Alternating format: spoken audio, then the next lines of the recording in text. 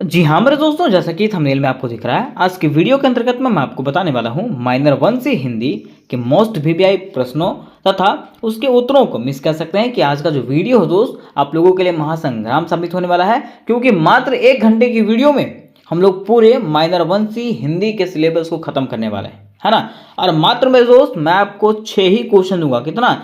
मात्र 6 क्वेश्चन दूंगा और यही 6 प्रश्न जो है ना आपके एग्जामिनेशन में मैच होंगे। इससे बाहर एक भी क्वेश्चन आपके एग्जाम में नहीं आएगा, ठीक है। लेकिन ये जो 6 प्रश्न है वो किस प्रकार से पूछे जाएंगे, इसका फॉर्मेट क्या रहेगा, है ना। तरह तरह के क्वेश्चन पूछे जाते हैं, क्वेश्चन को घुमाया जाता है, तो आखिर ये क्वेश्चन किस प्रकार से आपके एग्जाम में आएंगे उस चीज़ को मैं आपको बताता हूँ।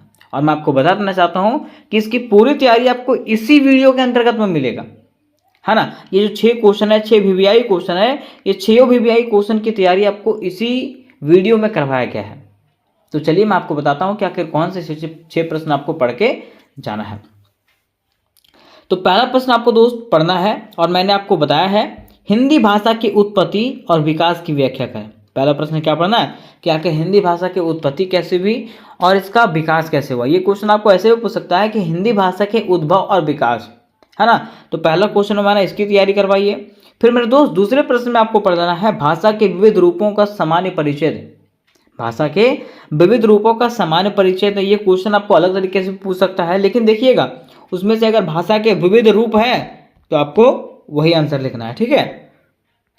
और मेरे दोस्त क्वेश्चन नंबर 2 में मैंने आपको इसकी तैयारी करवाई है, ठीक। फिर क्वेश्चन नंबर 3 में मैंने आपको तैयारी करवाया है राजभाषा किसे कहते हैं। प्रश्न क्या है? राजभाषा किसे कहते हैं, इसका विस्तृत वर्णन कीजिए।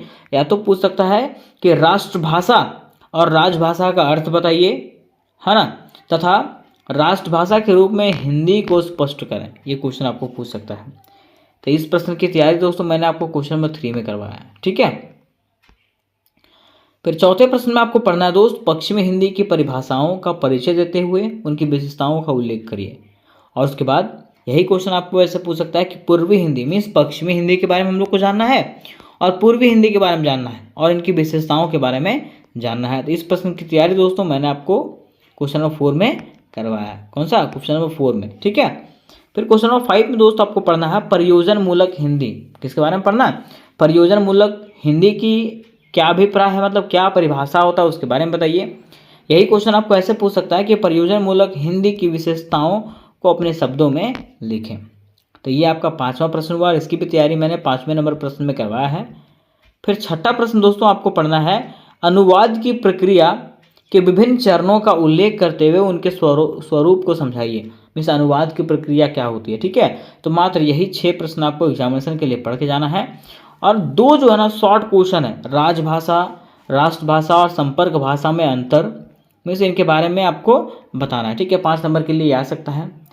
5 नंबर में आपको ऐसे भी पूछ सकता है कि पारिभाषिक शब्दावली की अवधारणा के बारे में बताइए। तो ये क्वेश्चन आप लोग जरूर पढ़ लीजिएगा, ठीक है। और ये दोनों क्वेश्चन की तैयारी मैंने इस चैनल पे नहीं करवाया है, मतलब अपने वीडियो में नहीं करवाया है। अगर आपको लगता है कि इसकी भी तैयारी होनी चाहिए तो मुझे कमेंट जरूर करिएगा। तो चलिए मेरे दोस्त बढ़ते हैं हम लोग वीडियो में और जानते हैं सबसे पहले कि आखिर हिंदी भाषा की उत्पत्ति और विकास कैसे हुई, ठीक है। तो आज का प्रश्न हमारा होने वाला है हिंदी भाषा की उत्पत्ति एवं विकास का वर्णन करें। क्वेश्चन क्या है कि हिंदी भाषा की उत्पत्ति एवं विकास, ठीक है, कि आखिर हिंदी भाषा जो है उसका उत्पत्ति किस प्रकार से हुआ और इसका विकास कैसे कैसे हुआ इसके बारे में बताना है, ठीक है। तो देखिए अगर हम लोग बात करते हैं हिंदी भाषा का तो हिंदी के बारे में तो सब जानते होंगे। अगर हम लोग विश्व की बात करें तो विश्व में जो है हिंदी भाषा क्या है?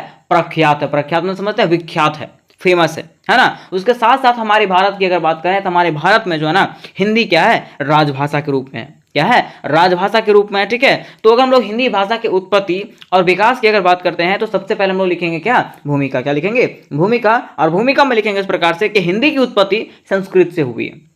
हिंदी की उत्पत्ति जो है वो कहाँ से हुई है? संस्कृत में हुई है। और इसका इतिहास जो है 769 ईस्वी से शुरू हुआ था। किसका?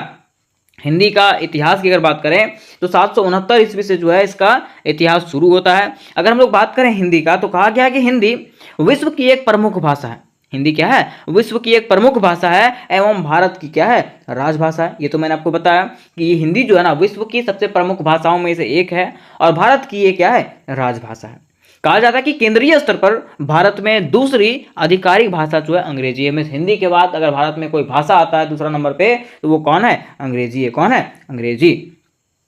आगे कहा गया कि हिंदी भाषा का वर्णन भारतीय संविधान के भाग 17 एवं 8वीं अनुसूची में अनुच्छेद 343 से लेकर के 351 में है। मीन्स हिंदी भाषा का जो वर्णन है वो हमारे भारतीय संविधान में भी किया गया है। किसमें? तो भाग 17 में और 8वीं अनुसूची में, ठीक है, अनुच्छेद नंबर 343 से लेकर के 351 तक में किया गया है। ठीक है, तो इस प्रकार से आपको भूमिका लिख देना है कि आखिर हिंदी भाषा किसको कहते हैं, इसकी क्या उत्पत्ति है, कैसे उत्पत्ति हुई और कैसा विकास हुआ, इसके बारे में आपको परिचय लिख देना, भूमिका लिख देना है। ठीक है, अब बातें यहां पे आती है कि हिंदी शब्द की उत्पत्ति, कि आखिर हमारा जो शब्द है हिंदी उसका उत्पत्ति किस प्रकार से हुआ।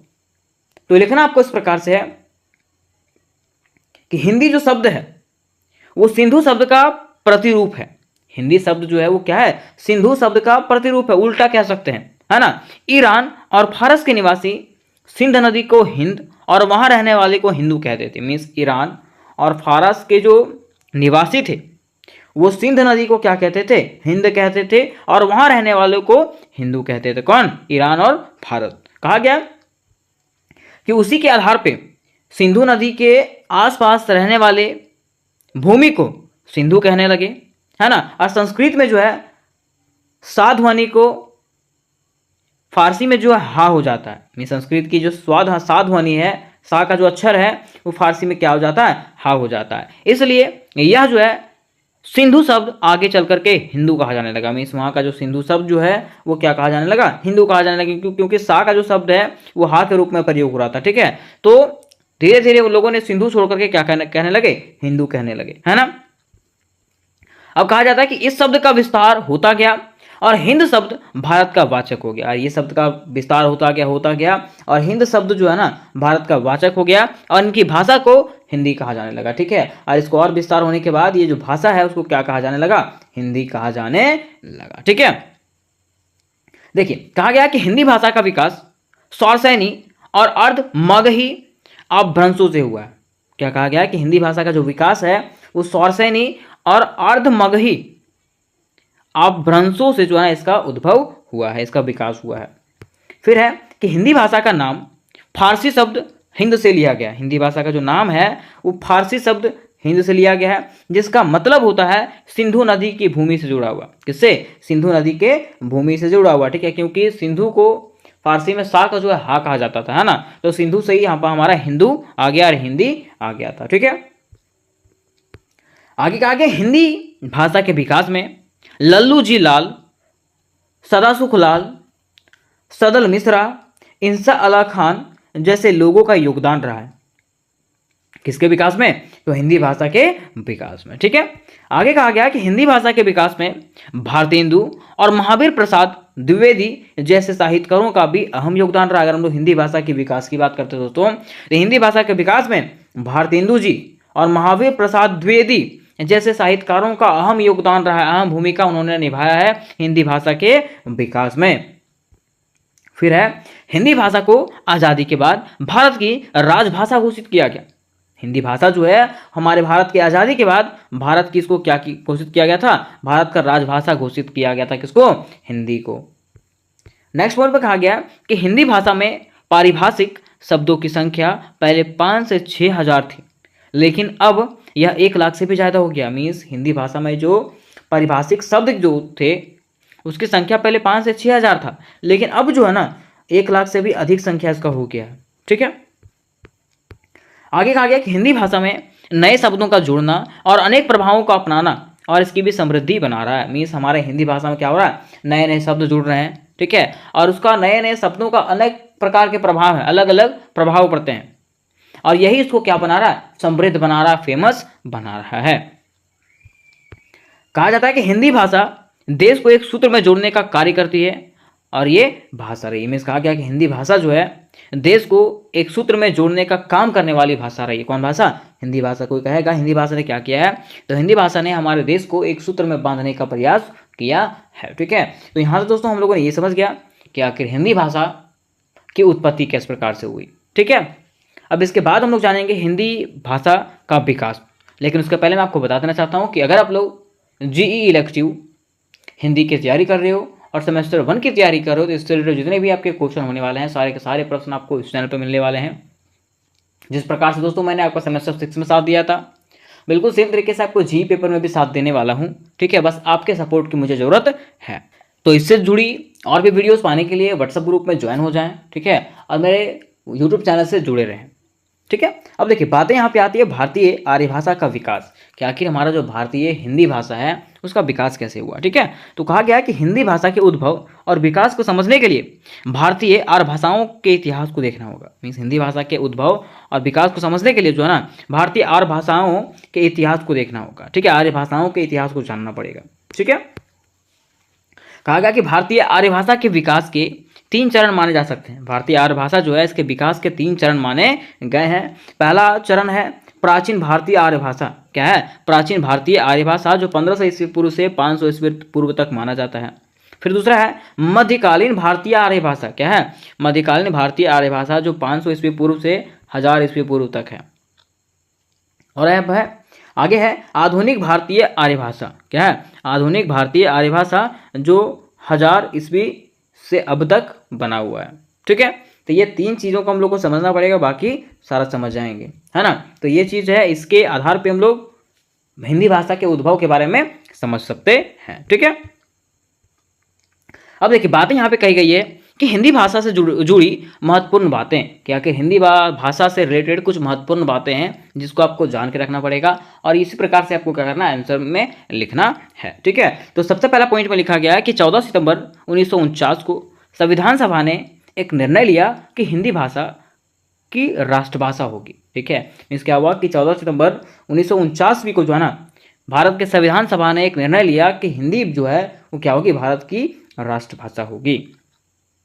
और क्या हुआ कि 14 सितंबर को हिंदी दिवस और 10 जनवरी को विश्व हिंदी दिवस मनाया जाता है। इसी के तौर पे जो है 14 सितंबर को दोस्तों क्या मनाया जाता है, हिंदी दिवस मनाया जाता है, और 10 जनवरी को जो है विश्व हिंदी दिवस मनाया जाता है। ठीक है, कहा गया कि हिंदी भाषा को अनुच्छेद 343 के अंतर्गत देवनागरी लिपि में 1950 में राष्ट्रभाषा का दर्जा दिया गया था। मीन्स हिंदी भाषा को जो है अनुच्छेद 343 के अंतर्गत देवनागरी लिपि में जो है 1950 में इसको राष्ट्रभाषा का दर्जा दिया गया था। आगे कहा गया कि भारत में सबसे ज़्यादा बोली जाने वाली भाषा हिंदी है। अगर हमारे भारत की बात करते हैं दोस्तों, हमारे भारत में सबसे ज़्यादा जो भाषा बोला जाता है वो क्या बोला जाता है, हिंदी बोला जाता है। और देश के 70% लोग हिंदी बोलते हैं, बस समझते हैं। और हमारे भारत देश के अगर 70% लोगों की बात करें तो वो हिंदी बोलते हैं और हिंदी ही समझते हैं। ठीक है, कहा गया कि हिंदी भारत के कई राज्यों में बोली व समझी जाती है। अगर हम लोग हिंदी की बात करते हैं तो भारत के कई राज्यों में ये बोली जाती है और समझी भी जाती है ना। हिंदी भाषा के बारे में एक अच्छी बात यह है कि आप किसी शब्द को बिल्कुल ऐसे ही लिखेंगे जिस प्रकार से बोलते हैं। कहा गया है कि हिंदी भाषा सबसे सरल भाषा होती है, जिस प्रकार से आप उसको बोल रहे हैं उस प्रकार से आप उसको लिख भी सकते हो। ठीक है, फिर कहा गया कि देश में हर 5 में से 1 व्यक्ति इंटरनेट को हिंदी में चलाना पसंद करता है। ठीक है, देश के ऐसे कुछ लोग भी जो है जो फोन वगैरह को हिंदी में चलाना पसंद करते हैं, इंग्लिश में नहीं। फिर कहा गया है कि हिंदी जो है मूलतः फारसी भाषा का शब्द है। हिंदी किसका शब्द है, फारसी भाषा का शब्द है। कहा गया कि हिंदी के देवनागरी लिपि में कुल 52 वर्ण होते हैं। अगर हम लोग हिंदी की बात करते हैं तो हिंदी के देवनागरी लिपि में कुल कितने वर्ण होते हैं, 52 वर्ण होते हैं। और हिंदी की पहली कविता जो है वो प्रख्यात कवि अमीर खुसरो ने लिखा था। किसने लिखा था, कवि अमीर खुसरो ने लिखा था। कहा जाता है कि हिंदी भाषा के इतिहास साहित्य की रचना ग्रासिनद तैसी फ्रांसीसी लेखक ने किया था। हिंदी भाषा की इतिहास साहित्य की रचना जो किसने किया था, ग्रासिंद तैसी फ्रांसीसी लेखक ने किया था। ये थोड़ा सा जो होता है ना एक्सटर्नल पार्ट इसका। ठीक है, तो एक्सटर्नल जानकारियां हैं जो आपको एग्जामिनेशन के लिए जरूरी होंगी। फिर कहा गया कि हिंदी को सबसे ज़्यादा नुकसान पहुंचाने वाले हिंदी अखबार है जो जानबूझकर अन्य भाषा लाता है। ठीक है, कहा गया हिंदी को जो नुकसान पहुंचाता है वो कौन पहुंचाता है, हिंदी का अखबार, जो जानबूझकर क्या करता है तो अन्य भाषाओं को ये लाता है। ठीक है, उसके बाद कहा गया कि अवधी, ब्रज, कन्नौजी, बुंदेली, बघेली, भोजपुरी, हरियाणवी, राजस्थानी, छत्तीसगढ़ी, मालवी, झारखंडी, कुमाऊनी, मगवी आदि हिंदी की जो है ना प्रमुख बोलियां हैं। ये सब जो बोली है वो हिंदी की प्रमुख बोलियां हैं, है ना। और फिर कहा गया कि नमस्ते शब्द हिंदी भाषा में सबसे ज़्यादा प्रयोग किया जाने वाला शब्द है नमस्ते जो है ना, हिंदी भाषा में सबसे ज़्यादा प्रयोग किया जाने वाला क्या है, शब्द है। और कहा जाता है कि सन 2000 ईस्वी में हिंदी का पहला वेब पोर्टल अस्तित्व में आया था, तभी से इंटरनेट पर जो है हिंदी छाप छोड़ी जाने लगी थी। फिर आगे है कि हिंदी भाषा का इतिहास जो है लगभग 1000 वर्ष पुराना माना जाता है। हिंदी भाषा का इतिहास जो है लगभग 1000 वर्ष पुराना माना जाता है। और हिंदी का पहला उपन्यास जो आया था वो परीक्षा गुरु है। क्या है, परीक्षा गुरु है, जिसे लाला श्रीनिवास दास ने लिखा था। कोई पूछेगा हिंदी का पहला उपन्यास जो है वो कौन सा है, परीक्षा गुरु है, जिसको किसने लिखा था, लाला श्रीनिवास दास ने लिखा था। ठीक है, कहा जाता है कि गोपाल चंद्र का नहुस हिंदी का पहला मौलिक घटना है। गोपाल चंद्र का जो नहुस जो है वो हिंदी का पहला मौलिक घटना था। और हिंदी दुनिया में सर्वाधिक तीव्रता से प्रसारित होने वाली भाषा, अगर हम लोग हिंदी की बात करें तो हिंदी जो है ना दुनिया का एकमात्र ऐसा भाषा है जो सबसे तेजी से क्या हुआ है, फैला है। ठीक है, तो उम्मीद करते दोस्तों कि ये क्वेश्चन आपको समझ में आ गया होगा। तो आज का प्रश्न हमारा है भाषा की परिभाषा, प्रवृत्ति एवं विविध रूपों का विस्तार से वर्णन करें।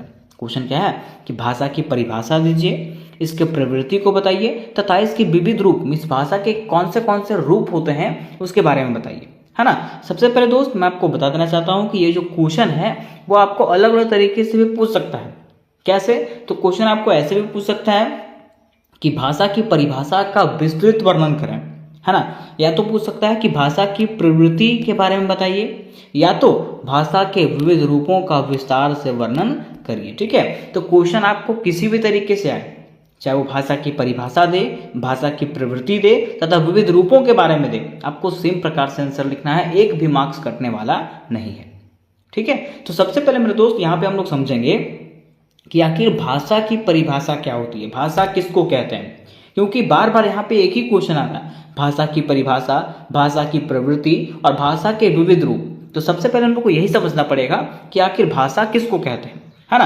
अब देखिए, अगर इजी लैंग्वेज में बात करें, अगर आसान शब्दों की बात करें, तो भाषा का मतलब क्या होता है, अपनी बातों को दूसरों तक पहुंचाना। अगर मान लीजिए हम आपको पढ़ा रहे हैं तो ये किसके माध्यम से, भाषा के माध्यम से, है ना। तो कह सकते हैं कि भाषा एक ऐसा माध्यम है जिससे हम अपने विचारों को, अपनी भावनाओं को, अपने अनुभव को, सूचना और ज्ञान जो है ना दूसरों तक पहुंचा सकते हैं। क्या कहिएगा कि भाषा एक ऐसा माध्यम है जिसके द्वारा हम अपने विचार, भावना, अनुभव, सूचना और ज्ञान को जो है ना दूसरों तक पहुंचाते हैं, उसे ही हम लोग क्या कहते हैं, भाषा कहते हैं। क्या कहते हैं दोस्त, भाषा कहते हैं। ठीक है, कह रहा है कि यह जो है ना व्यक्ति और समाज के बीच संप्रेषण का सबसे महत्वपूर्ण साधन है।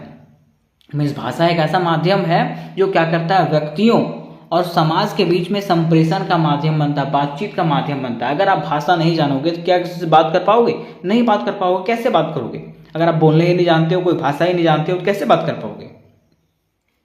तो वही कह रहा है कि यह जो है ना व्यक्ति और समाज के बीच में संप्रेषण का साधन है, मीन्स बातचीत का क्या है, साधन है, क्या, भाषा। ठीक है, तो इस प्रकार से आपको स्टार्टिंग में लिखना है भाषा की परिभाषा में। आगे लिखना है दोस्त, सरल शब्दों की अगर बात करें तो इस प्रकार से हम लोग कह सकते हैं कि भाषा वह तरीका है जिससे हम बोलकर, लिखकर, इशारों के द्वारा अपने मन की बातों को दूसरों तक बताते हैं। ये सही बात है कि भाषा वह तरीका होता है जिसके माध्यम से हम लोग क्या करते हैं, बोल करके, कुछ चीज़ों को बोल करके, लिख करके और इशारों के माध्यम से अपनी मन की बात जो है दूसरों तक पहुंचाते हैं, है ना, और उनकी बातों को समझते हैं। इसी माध्यम को हम लोग क्या कहते हैं, भाषा कहते हैं। ठीक है, इस बातचीत करने का जो माध्यम है उसको हम लोग भाषा कहते हैं। आगे कह रहा दोस्त कि कुछ विद्वानों के द्वारा जो है ना, कुछ विद्वानों के द्वारा इसकी विशेषताएं, मतलब परिभाषाएं दी, अलग अलग परिभाषाएं दिया गया है। तो आखिर कौन सी परिभाषाएं दिया गया है, ये चीज़ को हम लोग विस्तार से समझते हैं। ठीक है, देखिए सबसे पहला है पतंजलि के अनुसार से। किसके अनुसार से, पतंजलि के अनुसार से। अब आखिर ये क्या कहते हैं, तो ये कहते हैं कि मन की बात को बाहर निकालने वाली क्रिया ही वाक है, मीन्स भाषा है। इन्होंने क्या कहा कि मन की बातों को, आपके मन में जो बातें चल रही है उसको बाहर निकालने का मतलब दूसरों को बताने की प्रक्रिया ही क्या है, भाषा है। फिर ब्लूम्सफील्ड क्या कहते हैं, तो ये कहते हैं कि भाषा वह साधन है जिससे मनुष्य सामाजिक समूह में संवाद करता है। क्या कह रहा है कि भाषा वैसा साधन होता है जिसके द्वारा मनुष्य, मीन्स मानव, कोई व्यक्ति जो है क्या करता है, समाज में बातचीत करता है। मैं सीधा समझिएगा कि बातचीत करने का जो माध्यम है उसको हम लोग क्या कहते हैं, भाषा कहते हैं। ठीक है, कह रहा दोस्तों कि भाषा केवल बोलने का साधन नहीं है, यह जो है समाज, संस्कृति, परंपरा और ज्ञान का आदान प्रदान का भी माध्यम है। सही बात है। ठीक है, देखिए भाषा से सिर्फ हम लोग बातचीत नहीं करते हैं, बल्कि समाज के बारे में सीखते हैं। ठीक है, संस्कृति के बारे में भी बातचीत करते हैं, है ना, इससे संस्कृति का भी आदान प्रदान होता है, परंपरा के बारे में भी बातचीत करते हैं और ज्ञान का भी आदान प्रदान करते हैं। किसके माध्यम से, भाषा के माध्यम से। ठीक है, तो वही कहा गया कि भाषा जो है केवल बोलने का साधन नहीं है, यह जो है समाज, संस्कृति, परंपरा और ज्ञान के आदान प्रदान का भी क्या है, माध्यम है। ठीक है, अब मेरे दोस्त क्वेश्चन में हम लोगों को ऐसे कहा था कि भाषा की प्रवृत्ति का अर्थ बताइए। क्या बताइए, भाषा की प्रवृत्ति, कि आखिर भाषा की प्रवृत्ति क्या होती है, भाषा किसको कहते हैं, है ना। तो बात करते हैं अगर भाषा की प्रवृत्ति का, तो कहा जाता है कि भाषा की प्रवृत्ति का अर्थ है भाषा का वह गुण या स्वभाव जो इसे खास बनाता है। कोई पूछेगा कि भाषा की प्रवृत्ति क्या है, तो भाषा का प्रवृत्ति का मतलब होता है भाषा का गुण और स्वभाव जो क्या करता है, भाषा को खास बनाता है। ठीक है, स्पेशल बनाता है। कह रहा है जैसे इंसान का स्वभाव होता है बोलना, सोचना, हंसना, वैसे ही भाषा का भी एक विशेष स्वभाव होता है जिससे हम समझ सकते हैं कि भाषा कैसी है, कैसे काम करती है और ये क्यों जरूरी है। क्या कहा कि जैसे इंसान का एक स्वभाव होता है बोलना, सोचना, हंसना, पढ़ना, है ना, वैसे भाषा का भी एक विशेष स्वभाव होता है। और विशेष स्वभाव क्या है, तो उसका विशेष स्वभाव ये है कि भाषा कैसी होती है, ठीक है, ये कैसे काम करती है और ये क्यों जरूरी है। ठीक है, कह रहा है कि भाषा की प्रमुख प्रवृत्तियों का वर्णन जो है ना निम्नलिखित रूपों में किया गया है। तो चलिए हम लोग समझते हैं दोस्त कि आखिर भाषा की कौन सी प्रमुख प्रवृत्तियां हैं। तो पहला यहाँ पे कह दिया कि भाषा जो होती है वो सामाजिक होती है। भाषा क्या होती है, सामाजिक होती है। कैसे, कह रहे कि भाषा अकेले व्यक्ति की नहीं होती, यह समाज में रहती है और समाज के लोगों से ही सीखी जाती है।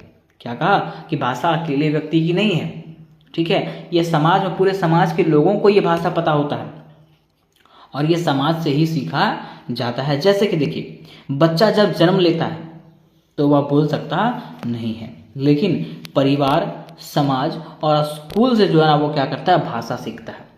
ये तो हम लोग सब जानते हैं, है ना। उसी तरह दूसरा कह रहा है कि भाषा सीखी जाती है। भाषा क्या कह रहा है, सीखी जाती है। कैसे, कह रहा है कि जब भी कोई बच्चा पैदा होता है तो बच्चा पैदा होते ही हिंदी, इंग्लिश या कोई और भाषा नहीं जानता है, वह सुन करके, देख करके और दोहरा करके क्या करता है, भाषा सीखता है। अर्थात भाषा जो है वो सीखने की प्रक्रिया है। तो इसकी दूसरी प्रवृत्ति थी भाषा सीखी जाती है। तीसरा कह रहे दोस्त कि भाषा परिवर्तनशील भी होती है। अब परिवर्तनशील कैसे है, तो कह रहा है भाषा समय के साथ बदलती रहती है। जैसे पुराने हिंदी शब्दों की जगह नए शब्द आ जाते हैं, है ना। मीन्स कह रहा है कि भाषा जो है समय के साथ बदलता है। सब चीज़ ऐसा है दोस्त कि समय के साथ बदलते रहता है। पहले के लोग जो झारखंड में रहते थे वो खोरठा बोलते थे, ठीक है, लेकिन अभी जो लोग हैं वो धीरे धीरे हिंदी बोलना चालू कर दिए। कुछ लोग ऐसे भी हैं जो इंग्लिश भी बोलना जानते हैं, ठीक है, इंग्लिश भी बोलते हैं, है ना। तो वही कह रहा है कि भाषा जो है वो परिवर्तनशील है, ये समय के साथ बदलती रहती है। चौथा कह रहा दोस्त कि भाषा का विकास होता है। भाषा का क्या होता है, विकास होता है। भाषा का विकास कैसे होता है, कह रहा भाषा जो है धीरे धीरे समय के साथ विकसित होती है, नई परिस्थितियों के अनुसार नए शब्द, भाव और शैली में आते हैं। जैसे कि देखिए, जब कोरोना का महामारी आया था, ठीक है, उस समय उसको कोविड कहा गया था। क्या कहा गया था, कोविड। लेकिन उसी समय देखिए कोविड कहा गया, लॉकडाउन कहा गया और क्वारंटाइन कहा गया, ठीक है, लेकिन इसके पहले ये सब शब्दों का उपयोग ज़्यादा होता नहीं था, है ना। और ये सब जो है उस समय क्या हो गया, आम हो गया, मतलब सभी लोगों के मुंह पे जो है ये शब्द चलता था। जबकि इसके पहले भी ये शब्द का यूज़ होता था, लेकिन इतना व्यापक तरीके से यूज़ होता नहीं था। इसलिए कह रहा है कि जब परिस्थिति आती है वैसा, तो उस समय जो है ना भाषा का विकास भी हो जाता है, ठीक है। पांचवा कह रहा है दोस्त कि भाषा का उपयोग विविध रूपों में होता है। भाषा का उपयोग जो है ना वो अलग अलग रूपों में होता है। कैसे, कह रहे भाषा को हम बोल सकते हैं, लिख सकते हैं, इशारों में बता सकते हैं या तो चित्र से भी समझा सकते हैं। इसलिए क्या कहा गया कि भाषा का उपयोग जो है वो विविध रूपों में भी होता है। जैसे कि देखिए, गूंगे लोग संकेत भाषा का उपयोग करते हैं, ठीक है, मतलब जो गूंगे लोग होता है वो क्या करता है, सांकेतिक भाषा का उपयोग करता है, आपको मतलब समझाता है सांकेतिक रूप से, है ना, कि वो ये है ऐसा करके मतलब बोलता नहीं है, वो बस दिखा करके समझाता है ना। छठा कह रहा है दोस्त कि भाषा एक सामाजिक पहचान भी होती है। भाषा क्या होता है, एक सामाजिक पहचान। कैसे होती है, कह रहा है कि हमारी भाषा यह भी बताती है कि हम किस क्षेत्र, जाति या समुदाय से हैं। भाषा क्या करता है, भाषा हमें ये बताता है कि हम किस क्षेत्र से हैं, कौन सी जाति से हैं और कौन से समुदाय से हैं। जैसे कि बंगाली हो गया, गुजराती हो गया, मराठी हो गया, पंजाबी हो गया, ये सब जो बोलियां हैं वो लोगों की पहचान बताती है, ठीक है, कि आप कौन से क्षेत्र से हैं। हाँ ठीक है। अब देखिए आगे की बात करते हैं मेरे दोस्त। तो क्वेश्चन में ऐसे भी कहा था कि भाषा के विविध रूपों का वर्णन करें। क्या बताइए, भाषा के विविध रूप, कि भाषा के कौन कौन से रूप हैं, अलग अलग कौन कौन से रूप हैं उसके बारे में बताइए। तो मेरे दोस्त मैं आपको बता देना चाहता हूँ, कहा जाता है कि भाषा का एक रूप नहीं होता। भाषा जो है समय के अनुसार, स्थान के अनुसार, उपयोग के अनुसार और परिस्थिति के अनुसार बदलते रहता है। जैसे मान लीजिए आप जो है अभी अमेरिका गए, कहाँ गए, अमेरिका गए, ठीक है। आप झारखंड में रहते थे, ठीक है, उसमें आप क्या करते थे, हिंदी बोलते थे, खोरठा बोलते थे, है ना। लेकिन जब आप अमेरिका गए तो वहाँ पे जो है आपको अंग्रेजी बोलना पड़ेगा। क्यों, क्योंकि वहाँ के लोग हिंदी जानता ही नहीं है, ठीक। तो वह कह रहा है कि भाषा का कोई एक स्थायी रूप नहीं होता है, वो समय के अनुसार से, स्थान के अनुसार से, उपयोग के अनुसार से और परिस्थिति के अनुसार से बदल जाता है, ठीक है। आप यहाँ पे गए तो अब ऐसा परिस्थिति आ गया कि आपको अंग्रेजी बोलना ही पड़ेगा, ठीक है, तो भाषा तो यहाँ बदल गया। वही कह रहा दोस्त कि भाषा एक ही रूप में नहीं होती है, बल्कि यह समय, स्थान, उपयोग और परिस्थिति के अनुसार से जो है ना वो बदलती रहती है। कह रहा है भाषा के अलग अलग रूप होते हैं जिनका प्रयोग हम रोजमर्रा के जीवन में अलग अलग तरीकों से करते हैं। भाषा के विविध रूपों का वर्णन जो है वो निम्नलिखित रूपों में किया गया। तो चलिए हम लोग समझते हैं कि आखिर भाषा के कौन से विविध रूप हैं, अलग अलग रूप हैं। देखिए मेरे दोस्त, पहला भाषा का जो अलग रूप है वो है मौखिक भाषा। क्या है, मौखिक भाषा मीन्स वैसा भाषा जिसको हम लोग मुंह के माध्यम से बोल के उपयोग करते हैं। कह रहा है कि यह वह भाषा है जिसे हम बोल करके या तो सुन करके एक दूसरे से संवाद करने के लिए उपयोग करते हैं, एक दूसरे से बातचीत करने के लिए उपयोग करते हैं, उसको हम लोग क्या कहते हैं, मौखिक भाषा। उदाहरण में समझिएगा, जैसे घर में माता पिता से बात करना, स्कूल में शिक्षकों से प्रश्न पूछना, ठीक है, ये सब हमारा क्या है, मौखिक है। मीन्स मुंह के माध्यम से जो बातचीत होता है उसको हम लोग मौखिक भाषा कहते हैं। दूसरा लिखित भाषा। लिखित भाषा मतलब वैसा भाषा जिसको हम लोग लिख करके व्यक्त करते हैं। कह रहा है कि यह वह भाषा है जिसे कागज, किताब, मोबाइल या कंप्यूटर पर लिख करके व्यक्त किया जाता है। आज आप लोग टेक्स्ट करते हो, किसी को टाइपिंग करके मैसेज करते हो, ठीक है, व्हाट्सएप पे मैसेज करते हो, तो वो क्या है, लिखित भाषा है ना, क्योंकि उसमें हम लोग क्या कह रहे हैं, लिख रहे हैं। तो वह कह रहा है कि यह वह भाषा है जिसे कागज, किताब, मोबाइल या कंप्यूटर पर लिख करके व्यक्त किया जाता है, ठीक है। उदाहरण देखिए मेरे दोस्त, कह रहा पत्र लिखना, किताब पढ़ना और परीक्षा में उत्तर देना, ये सब क्या है, हमारा लिखित भाषा है। फिर तीसरा कह रहा है आंचलिक भाषा और बोली। ये क्या है, आंचलिक भाषा। आंचलिक भाषा मतलब क्या है, तो कह रहा है कि भारत में अलग अलग क्षेत्रों में अलग अलग बोलियां होती हैं। भारत के अलग अलग क्षेत्र में क्या होती है, अलग अलग बोलियां होती है ना। लेकिन ये जो है मानक भाषा से थोड़े अलग होते हैं। अब मानक भाषा क्या है, तो मानक भाषा आपको अगले स्टेप में बताया जाएगा, मीन्स पॉइंट नंबर 4 में बताया जाएगा, ठीक है। अब देखिए यहाँ क्या कह रहा है, आंचलिक भाषा। आंचलिक भाषा मतलब अलग अलग क्षेत्र में अलग अलग भाषा, है ना। उदाहरण के रूप में देखिएगा, बिहार में भोजपुरी बोला जाता है, झारखंड में खोरठा बोला जाता है, बंगाल में बंगाली बोला जाता है, उत्तर प्रदेश में अवधी बोला जाता है ना। तो ये जो है आंचलिक भाषा है और बोली है। फिर चौथा हमारा है मानक भाषा। मानक भाषा मतलब क्या है, तो यह वह भाषा है जो पढ़ाई, सरकारी कार्य और समाचार पत्रों में उपयोग किया जाता है। मीन्स स्टैंडर्ड लैंग्वेज है ये, है ना। जैसे कि स्कूलों में हिंदी की खाड़ी भाषा का उपयोग, ठीक है। इसकी विशेषता क्या है कि यह जो भाषा है वो शुद्ध होता है, नियमबद्ध होता है, मीन्स नियमों से बंधा हुआ होता है और सभी के लिए समझने के योग्य ये होता है। उसको हम लोग क्या कहते हैं, मानक भाषा कहते हैं। नेक्स्ट क्वेश्चन कह रहा है दोस्त, शिष्ट भाषा। क्या है, शिष्ट भाषा। शिष्ट भाषा मतलब फॉर्मल भाषा, जिसको हम लोग ऑफिस में यूज़ करते हैं, ठीक है, कोई सभा में यूज़ करते हैं, कोई मीटिंग में यूज़ करते हैं, सरकारी संस्थान में यूज़ करते हैं, है ना। वही कह रहा है दोस्त कि यह भाषा है जो किसी सभा, औपचारिक पत्र, भाषण, सरकारी या तो शिक्षण संस्थानों में प्रयोग किया जाता है। उदाहरण के तौर पे देखिएगा तो हम लोग करते हैं मान्यवर कहते हैं, ठीक है, कृपया ध्यान दें, या तो आपका स्वागत है। ये सब जो शब्द है ना, ये शिष्ट भाषा कहलाता है। क्या कहलाता है? शिष्ट भाषा। ठीक है, कह रहे इसकी विशेषता क्या है? इसकी विशेषता है कि इसमें विनम्रता होती है और सम्मान झलकता है। लोगों को लगता है कि हाँ ये विनम्र पूर्वक से बोल रहा है और इसमें हमारा सम्मान किया जा रहा है। फिर छठा इसका जो रूप है मेरे दोस्त वो है अनौपचारिक या तो अशिष्ट भाषा। क्या है? अनौपचारिक और अशिष्ट भाषा। मीन्स यह जो है ना आम बोलचाल की भाषा होती है जिसमें से दोस्ती और अपनापन होता है। मीन्स ऐसा भाषा जो आप अपने दोस्त के साथ उपयोग करते हैं, कैसे भी तरीके से बोल सकते हैं। ठीक है, जैसे क्या हाल चाल है, चलो घूमें, क्या काम कर रहा है, ये करते हैं वो करते हैं। ठीक है, तो ये सब जो है ना अनौपचारिक और अशिष्ट भाषा होता है। तो यहाँ तक मेरे दोस्त हम लोगों ने भाषा के विविध रूपों को भी जान लिया। अब मेरे दोस्त बारी आती है अंत में निष्कर्ष का। तो निष्कर्ष में हम लोग लिखेंगे कैसे? निष्कर्ष में इस प्रकार से लिखेंगे कि भाषा जो है ना मनुष्य की सबसे बड़ी शक्ति है। क्या कह रहा है? भाषा जो है मनुष्य की सबसे बड़ी शक्ति है जो उसे अन्य जीवों से अलग बनाती है ना। अगर भाषा नहीं जानते लोग, ठीक है, तो वो जानवर के समान है, क्योंकि जानवर भी भाषा जानता नहीं है। ठीक है, कह रहा यह जो है सामाजिक जीवन का आधार है। भाषा केवल शब्दों का समूह नहीं है बल्कि समाज की संस्कृति, विचारधारा, पहचान का प्रतीक है ना। अब जिस क्षेत्र से आते हैं वहाँ की भाषा बोलते हैं तो वहाँ की भाषा में आपकी संस्कृति, आपकी विचारधारा और आपकी पहचान झलकता है। कह रहा है इसकी विविधता भारत जैसे देशों को और भी सुंदर और समृद्ध बनाती है। इस भाषा में विविधता जो है ना ये भारत को क्या बनाती है? और भी सुंदर और समृद्ध बनाती है।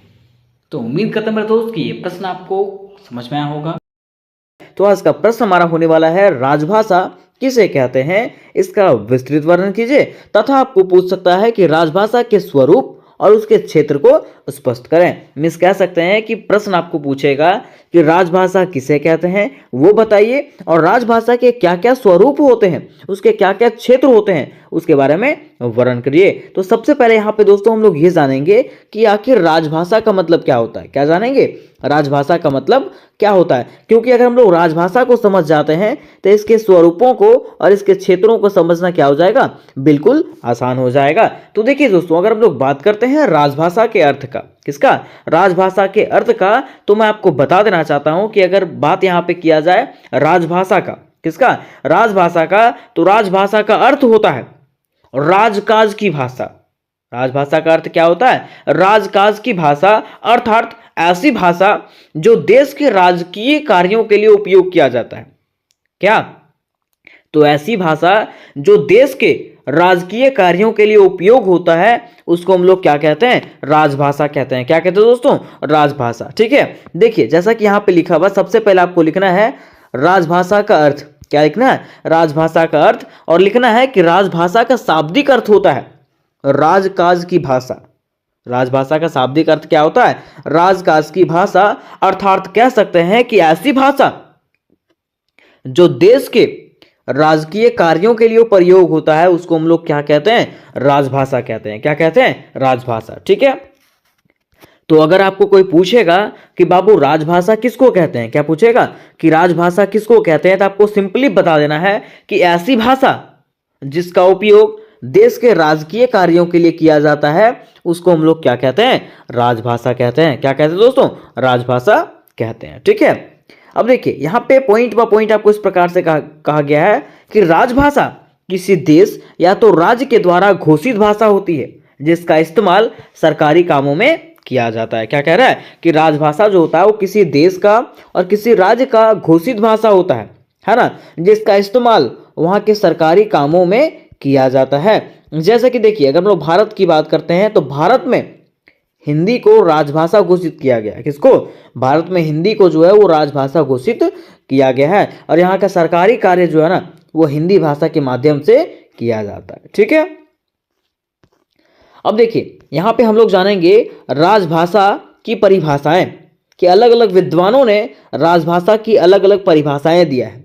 तो क्या क्या परिभाषाएं दिया है उसको हम लोग अलग अलग तरीके से जानेंगे। तो कहा गया है कि राजभाषा वह भाषा होती है जिसे किसी देश, राज्य या क्षेत्र में सरकारी कामकाज, प्रशासन और कानून बनाने के लिए आधिकारिक रूप से अपनाया जाता है। क्या कह रहा है कि राजभाषा वह भाषा होती है दोस्तों जिसे किसी देश के द्वारा, किसी राज्य के द्वारा तथा किसी क्षेत्र के सरकारी कामकाज और प्रशासन तथा कानून बनाने के लिए उपयोग किया जाता है ना। कह रहा है कि अलग अलग विद्वानों ने राजभाषा को परिभाषित किया है। अलग अलग विद्वानों ने क्या किया है, राजभाषा को अलग तरीके से परिभाषित किया है, जिन्हें आसान भाषाओं में समझा जा सकता है और समझ सकते हैं। ठीक है, इसका वर्णन निम्नलिखित रूपों में किया गया है। तो देखिए पहला यहाँ पे है डॉक्टर रघुवीर सिंह। कौन है, डॉक्टर रघुवीर सिंह। इन्होंने क्या कहा है, इन्होंने कहा है कि राजभाषा वह शब्द है, मीन्स राजभाषा वह भाषा है जिसे सरकार अपने कार्यों के लिए आधिकारिक रूप से मान्यता देता है। डॉक्टर रघुवीर सिंह ने क्या कहा, तो इन्होंने कहा कि राजभाषा वह भाषा होती है जिसे सरकार अपने कार्य करने के लिए जो है ना क्या करती है, घोषित करती है, जिसको मान्यता देती है ना। इसी को अगर हम लोग आसान भाषा में समझें तो कहा जाता है कि राजभाषा सरकारी कामकाज की भाषा होती है। सीधा आपको समझना है कि राजभाषा जो होती है वो क्या होता है, सरकारी कामकाज की भाषा होती है। में सरकार के द्वारा जो कार्य किया जाता है, जो काम किया जाता है, वही काम की ये भाषा होती है। तो ये किसने कहा, डॉक्टर रघुवीर सिंह ने कहा। अब देखिए दूसरे विद्वान हमारे आते हैं डॉक्टर रविंद्रनाथ शर्मा। कौन आते हैं, डॉक्टर रविंद्रनाथ शर्मा। अब इन्होंने क्या कहा, तो इन्होंने कहा कि राजभाषा किसी राष्ट्र की वह भाषा होती है जिसे कानून द्वारा प्रशासन के लिए अनिवार्य किया जाता है।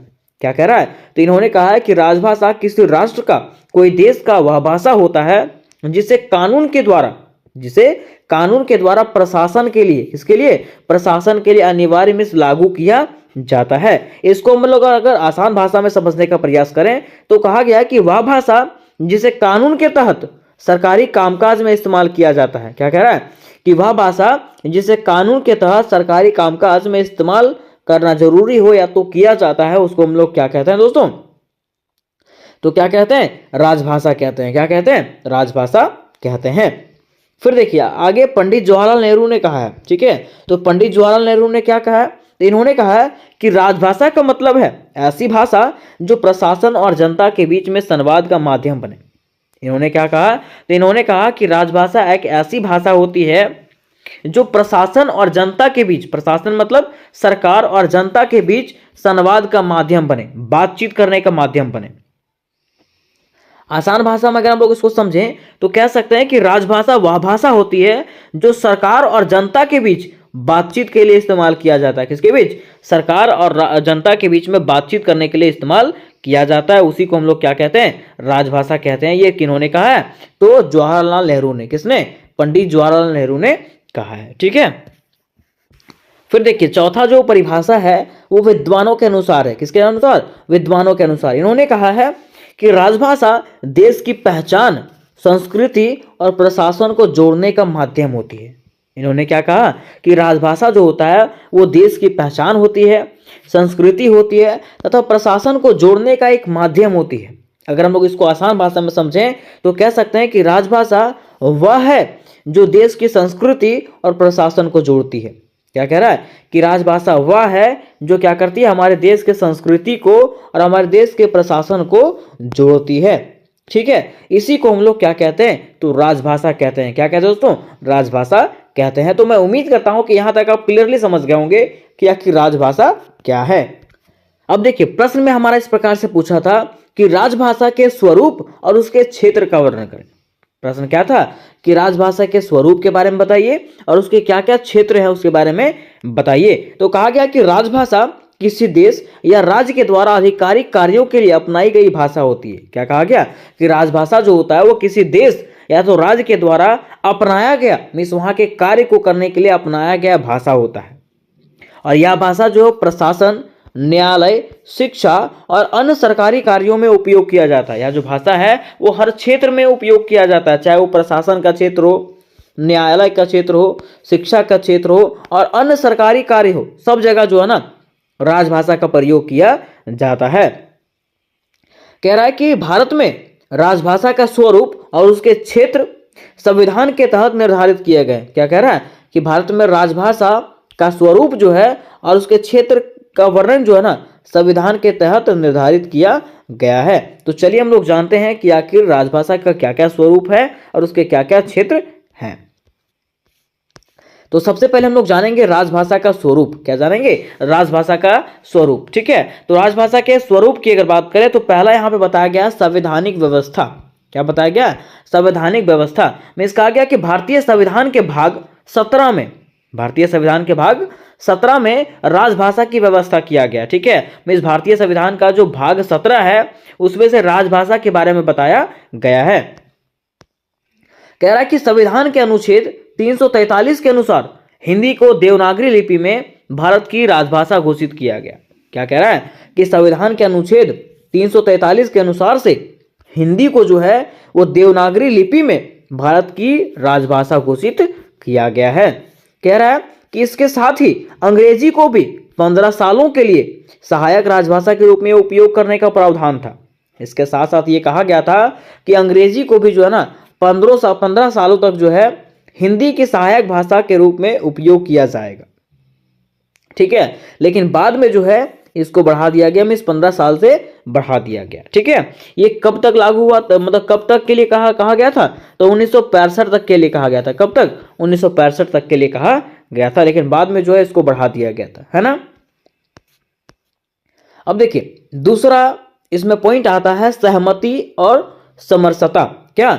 सहमति और समरसता। कहा गया ना कि भारत में अनेक भाषाएं और बोलियां होने के कारण सभी राज्यों को उनकी भाषाई विविधता का सम्मान करते हुए उनकी भाषाओं को राज्य स्तर पर राजभाषा घोषित करने की स्वतंत्रता दिया गया। ठीक है, क्या कहा गया कि अगर हम लोग भारत की बात करें तो भारत में जो है ना कई प्रकार के भाषाएं बोली जाती है। ठीक है, और कई प्रकार की बोलियां हैं। इसी के कारण से बताया गया है कि यहाँ पे हर भाषा को जो है ना एक समान दर्जा दिया गया है। ठीक है, और कहा गया है कि जो वहाँ का राज्य है उसके राज्य के स्तर पे जो वहाँ का भाषा है उसको आप क्या कर सकते हैं? राज्य भाषा घोषित कर सकते हैं। ठीक है, जैसे मान लीजिए झारखंड है, झारखंड के लोग ज़्यादा हिंदी बोलते हैं, है ना, तो यहाँ का राजभाषा हिंदी हो गया, है ना। इसीलिए हिंदी के साथ साथ क्षेत्रीय भाषाएं भी राजभाषा का हिस्सा बनती है। क्या कह रहा है? इसलिए हिंदी के साथ साथ अगर बात करें तो क्षेत्रीय भाषाएं भी, मीन्स वहाँ का जो क्षेत्र का भाषा है वो भी क्या बनता है? राजभाषा का हिस्सा बनता है। अब देखिए तीसरा इसका पॉइंट बनाना है द्विभाषीय व्यवस्था। क्या? द्विभाषीय व्यवस्था। कह रहा है कि भारत में द्विभाषीय व्यवस्था अपनाई गई है। क्या कह रहा है? कि भारत में द्विभाषीय व्यवस्था अपनाई गई है जहाँ पे हिंदी और अंग्रेजी दोनों का उपयोग जो है सरकारी कार्यों के लिए किया जाता है। क्या कह रहा है? कि भारत में जो है 2 भाषा की व्यवस्था अपनाई गई है जहाँ पे हिंदी और अंग्रेजी दोनों का उपयोग जो है ना सरकारी कार्यों के लिए किया जाता है। फिर चौथा पॉइंट है सरलता। क्या है? सरलता। कह रहा है कि राजभाषा का स्वरूप जो है ना सरल और जन सामान्य के लिए आसान होना चाहिए। राजभाषा ऐसा होना चाहिए जो सबके लिए क्या हो? आसान हो, ताकि प्रशासन और जनता के बीच में संवाद में कोई बाधा ना हो। ठीक है, ताकि प्रशासन के बीच में, सरकार के बीच में और जनता के बीच में बातचीत के दौरान किसी प्रकार की कोई परेशानी ना हो। में ऐसी भाषा होना चाहिए जो क्या हो? बिल्कुल आसान हो, है ना। अब हम लोग समझेंगे राजभाषा का क्षेत्र क्या, कि राजभाषा का क्या क्या क्षेत्र रहा है। ठीक है, तो राजभाषा के क्षेत्र की अगर बात करें तो राजभाषा के क्षेत्र में सबसे पहले यहाँ पे आता है केंद्रीय क्षेत्र। क्या आता है? केंद्रीय क्षेत्र। ठीक है, लिखेंगे इस प्रकार से कि केंद्रीय सरकार के स्तर पर हिंदी और अंग्रेजी दोनों का उपयोग होता है। केंद्रीय सरकार के स्तर पर की अगर बात करें तो वहां पे जो है ना हिंदी और अंग्रेजी दोनों भाषा का प्रयोग होता है। कहां पे? केंद्र सरकार के पास। ठीक है, क्या संविधान के अनुसार हिंदी को प्राथमिकता दिया जाता है, लेकिन अंग्रेजी भी सहायक भाषा के रूप में उपयोग होता है। क्या कह रहा है? कि अगर संविधान की बात करें तो संविधान के अनुसार से हिंदी को जो है प्राथमिकता दिया जाता है, लेकिन अंग्रेजी भी जो है वो क्या है? उसका सहायक भाषा के रूप में कार्य करता है। किसका? तो हिंदी के सहायक भाषा के रूप में कार्य करता है। दूसरा पॉइंट बनाना है राज्य स्तर पर राजभाषा। क्या? राज्य स्तर पे राजभाषा। कहा जा रहा है कि भारतीय संविधान के अनुसार से कहा गया है कि हर राज्य जो है ना अपनी राजभाषा चुनने का अधिकार है। क्या कहा गया? कि भारतीय संविधान के अनुसार से कहा गया है कि हर राज्य को, जितने भी राज्य हैं वो अपने अनुसार से अपनी राजभाषा चुन सकते हैं। ठीक है, उनको ये अधिकार प्राप्त है ना। उदाहरण के लिए देखेंगे तो तमिलनाडु में तमिल, पश्चिम बंगाल में बंगाली और महाराष्ट्र में जो है ना मराठी राजभाषा है। ठीक है, ये क्षेत्रीय राजभाषा है। मीन्स कहा गया है कि जो आपका क्षेत्र है, अपने क्षेत्र के हिसाब से आप क्या चुन सकते हैं, राजभाषा चुन सकते हैं। ठीक है, फिर तीसरा पॉइंट बनाएंगे क्षेत्रीय स्तर पर उपयोग। क्या, क्षेत्रीय स्तर पर उपयोग मीन्स कह रहा है कि हिंदी को ऐसे क्षेत्रों में अधिक उपयोग किया जाता है जहां इसे अधिकतर लोग समझते हैं। क्या कह रहा है कि हिंदी को ऐसे क्षेत्र में उपयोग किया जाता है जहां इसे अधिकतर लोग समझते हैं। जैसे मान लीजिए अगर झारखंड की बात करें तो झारखंड की अधिकतर जनता जो है ना वो हिंदी को बेहतर तरीके से समझती है। वही कह रहा है कि हिंदी को एक ऐसे क्षेत्र में उपयोग किया जाता है जहां इसे अधिकतर लोग क्या करते हैं, समझते हैं, है ना। तो यहां तो दोस्तों हम लोगों ने राजभाषा का मतलब समझ गया, इसके स्वरूप और क्षेत्रों को समझ गए। ठीक है, अब अंततः जो है ना बारी आती है निष्कर्ष का। किसका, निष्कर्ष की बारी आती है। लेकिन इसके पहले मैं आपको बता देना चाहता हूं कि अगर आप जेनरिक हिंदी की तैयारी कर रहे हो तो इसकी पूरी तैयारी दोस्तों मेरे चैनल पे आपको करवाई जाएगी। मैंने VVI क्वेश्चन और एक इंपॉर्टेंट क्वेश्चन अपलोड किया है। अगर आप लोग उसको नहीं देखे होंगे तो डिस्क्रिप्शन बॉक्स में लिंक मिलेगा, वहां जाकर के आप लोग वो वीडियो की तैयारी कर सकते हो। ठीक है, और जो भी वीडियोस आएंगे सारे के सारे वीडियो मेरे ही चैनल पे आएंगे और बिल्कुल आसान शब्दों में मिलेंगे आपको। ठीक है, तो अंततः निष्कर्ष लिखेंगे इस प्रकार से कि हिंदी देश की राजभाषा है, लेकिन अन्य क्षेत्रीय भाषाओं को भी सम्मान दिया गया। क्या कह रहा है कि हिंदी जो है देश की राजभाषा है, लेकिन अन्य क्षेत्रीय भाषा जो है ना उसको भी सम्मान दिया गया। उनको भी कहा गया कि अपने क्षेत्र के अनुसार से आप क्या चुन सकते हैं, राजभाषा चुन सकते हैं। कह रहा है कि यह व्यवस्था भारत की भाषाई और सांस्कृतिक विविधता को बनाए रखते हुए सभी को साथ लेकर चलने का प्रयास करती है। ठीक है, और यह जो माध्यम है, यह जो व्यवस्था है वो क्या करती है, भारत के अनेक क्षेत्र को, ठीक है, एक साथ लेकर के चलने का प्रयास करती है। तो उम्मीद करते दोस्तों कि ये प्रश्न आपको समझ में आ गया होगा। आज के क्लासेस में हम लोग हिंदी के एक मोस्ट इंपॉर्टेंट प्रश्न को क्लियर करने वाले हैं, जो कि इस प्रकार से है। तो आज का प्रश्न हमारा है, पूर्वी हिंदी की विभाषाओं का परिचय देते हुए उनकी विशेषताओं का उल्लेख कीजिए।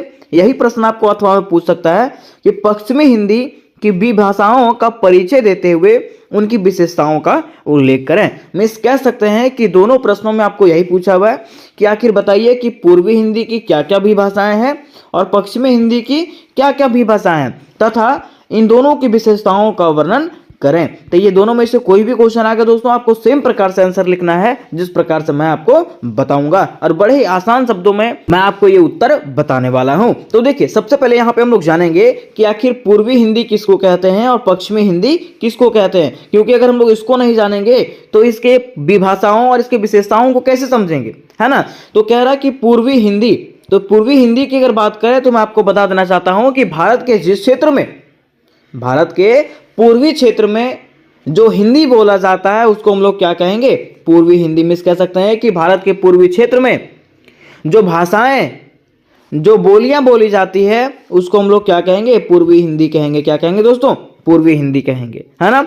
अब देखिए बात यहां पे आती है पश्चिमी हिंदी। तो पश्चिमी हिंदी क्या कहेंगे, तो बिल्कुल सेम कि भारत के पश्चिमी क्षेत्रों में जो भाषाएं बोली जाती है, जो हिंदी भाषाएं बोली जाती है उसको हम लोग क्या कहेंगे, पश्चिमी हिंदी कहेंगे। क्या कहेंगे, पश्चिमी हिंदी। लेकिन ये दोनों को समझने के बाद यहाँ पे एक और वर्ड आया है जो हम लोग को नहीं समझ में आ रहा था। क्या वर्ड है, विभाषाएं। क्या है, विभाषाएं, है ना। तो विभाषाएं का मतलब क्या होता है, तो अगर विभाषाएं की बात करें तो आपको समझना है कि विभाषा का मतलब होता है अलग भाषा या तो दूसरा भाषा।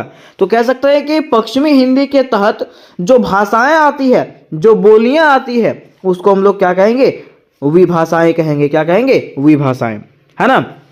बिल्कुल सेम यहाँ भी हो जाएगा कि पूर्वी हिंदी के तहत जो बोलियां, जो भाषाएं आती है उसको हम लोग क्या कहेंगे, तो पूर्वी हिंदी की विभाषाएं कहेंगे, है ना। तो चलिए दोस्तों हम लोग समझते हैं कि आखिर पूर्वी हिंदी की क्या क्या विभाषाएं हैं और पश्चिमी हिंदी की क्या क्या विभाषाएं हैं। लेकिन उसके पहले आपको आंसर स्टार्ट करना है और लिखना है सबसे पहले परिचय। क्या लिखना है, परिचय। और परिचय में लिखेंगे इस प्रकार से कि हिंदी भाषा का विकास विभिन्न क्षेत्रों में हुआ है। क्या कह रहा है, हिंदी भाषा की अगर बात करें तो इसका विकास जो है ना भारत ही नहीं विश्व के कई क्षेत्रों में इसका विकास जो है हुआ है।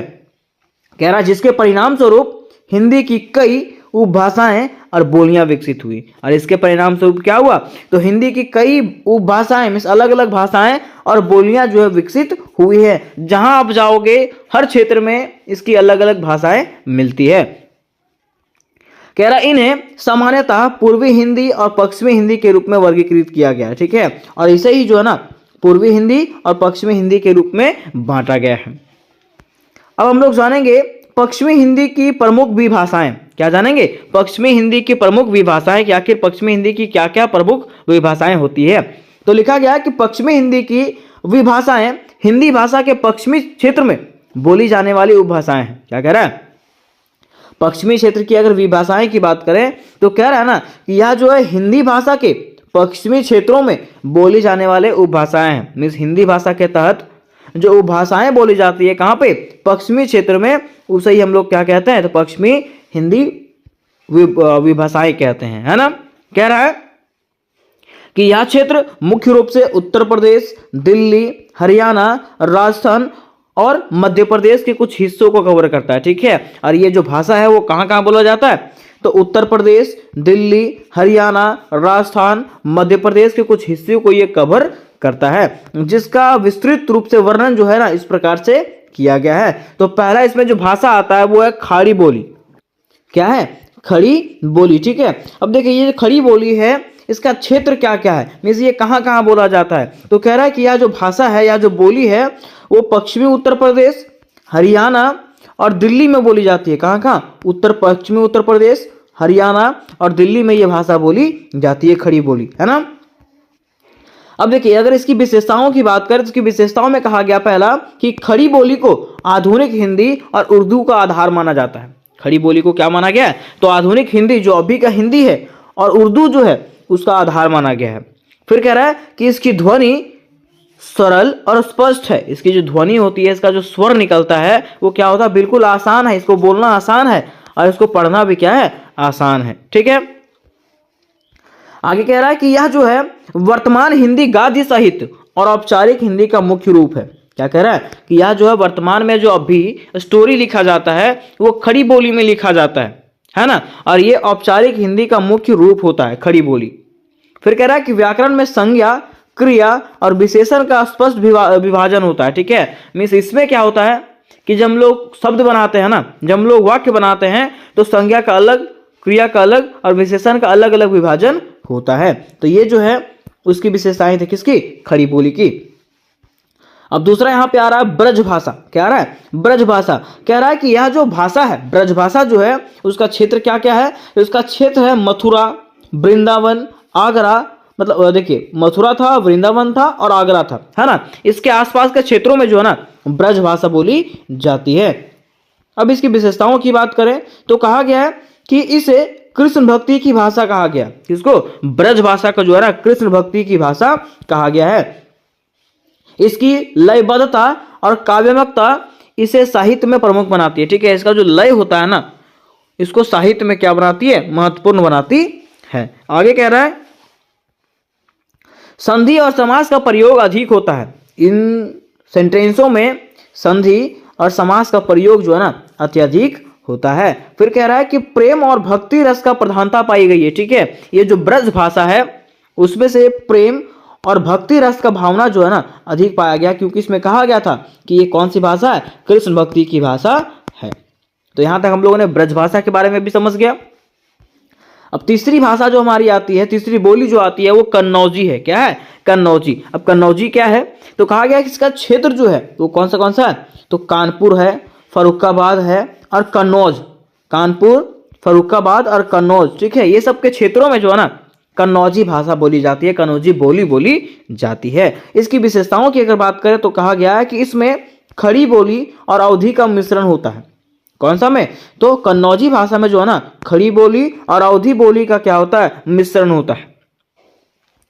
कह रहा है कि ग्रामीण और साधारण बोलचाल में इसका अधिक उपयोग होता है। और लोग क्या करते हैं ग्रामीण क्षेत्र में, है ना, बोलचाल में जो है ना इसका क्या करते हैं, प्रयोग करते हैं। इस बातचीत करने में इसका प्रयोग अधिक करते हैं। कह रहा है ध्यानात्मक में सरल और व्याकरण में लचीलापन, ठीक है। हम इस कह सकते हैं इसको ध्यान अगर करें हम लोग तो ध्यान करने के लिए जो है ना ये सरल है ना, और व्याकरण के दृष्टिकोण से ये क्या है, लचीला मीन्स आसान है। अब इसकी चौथी भाषाएं आती है जो है बुंदेली। क्या है? बुंदेली। इसका क्षेत्र की अगर बात करें तो कहा गया है कि इसका जो क्षेत्र है वो क्या है? बुंदेलखंड है। क्या है? बुंदेलखंड। मीन्स कह सकते हैं कि मध्य प्रदेश और उत्तर प्रदेश के कुछ क्षेत्र जो है ना इसमें शामिल हैं। अब यहाँ पे कहा गया है इसकी विशेषताएं, तो इसकी विशेषताओं की अगर बात करें तो कहा गया है कि यह जो है वीर गाथाओं और लोक कथाओं की प्रमुख भाषा है। क्या? तो बुंदेली जो है वो वीर गाथाओं मीन्स वीरों की गाथा, वीरों की कहानियों और लोक कथाओं की प्रमुख भाषा है। ये कह रहा है इसमें ठेठ ग्रामीण शब्दावली का प्रयोग अधिक होता है। ठीक है, इसमें ठेठिया भाषा जो आप लोग जानते होंगे, ठेठिया भाषा का प्रयोग जो है ज्यादा होता है। कह रहा है कि ध्वनि संरचना कठोर और स्पष्ट होती है। ठीक है, इसका जो ध्वनि संरचना होता है वो क्या होता है? कठोर होता है लेकिन स्पष्ट होता है, सुननाई बढ़िया देता है ना। फिर पांचवा इसका जो भाग है, भाषा है, वो है हरियाणवी। क्या है? हरियाणवी। कह रहा है कि इसका जो क्षेत्र है वो कौन सा है? तो हरियाणा और इसके आसपास के क्षेत्रों में ये भाषा बोली जाती है। कौन सा? हरियाणवी। कह रहा है इसकी विशेषताएं की अगर बात करें तो बताया गया है कि इसमें खड़ी बोली और राजस्थानी का प्रभाव दिखता है। इसमें खड़ी बोली और राजस्थानी भी मिला हुआ है। आगे कहा गया कि इसका व्याकरण साधारण होता है। इसका जो व्याकरण होता है वो कैसा होता है? साधारण होता है और शब्दों में स्पष्टता की बजाय लयबद्धता होती है। ठीक है, और शब्द जो है स्पष्ट नहीं होते, आसान नहीं होते, वो लयबद्ध तरीके से लिखे हुए होते हैं। कह रहा लोकगीतों और कहानियों की भाषा के रूप में लोकप्रिय है। ठीक है, और यह जो है ना लोकगीतों में और कहानियों की भाषा के रूप में क्या है? प्रसिद्ध है। कौन सा? हरियाणवी भाषा, है ना। अब यहां तक हम लोगों ने पश्चिमी हिंदी की विभाषाओं के बारे में कंप्लीटली जानकारी प्राप्त कर लिया और उसकी विशेषताओं के बारे में भी जान लिया। लेकिन अब हमारा प्रश्न उठता है कि पूर्वी हिंदी की विभाषाओं के बारे में बताइए। तो यहाँ पे लिखा हुआ पूर्वी हिंदी की विभाषाएं। कह रहा है कि पूर्वी हिंदी की विभाषाएं हिंदी भाषा की एक महत्वपूर्ण शाखा है। क्या कह रहा है? कि पूर्वी हिंदी की जो विभाषाएं हैं वो हिंदी भाषा की क्या है? एक महत्वपूर्ण शाखा है, एक महत्वपूर्ण अंग है।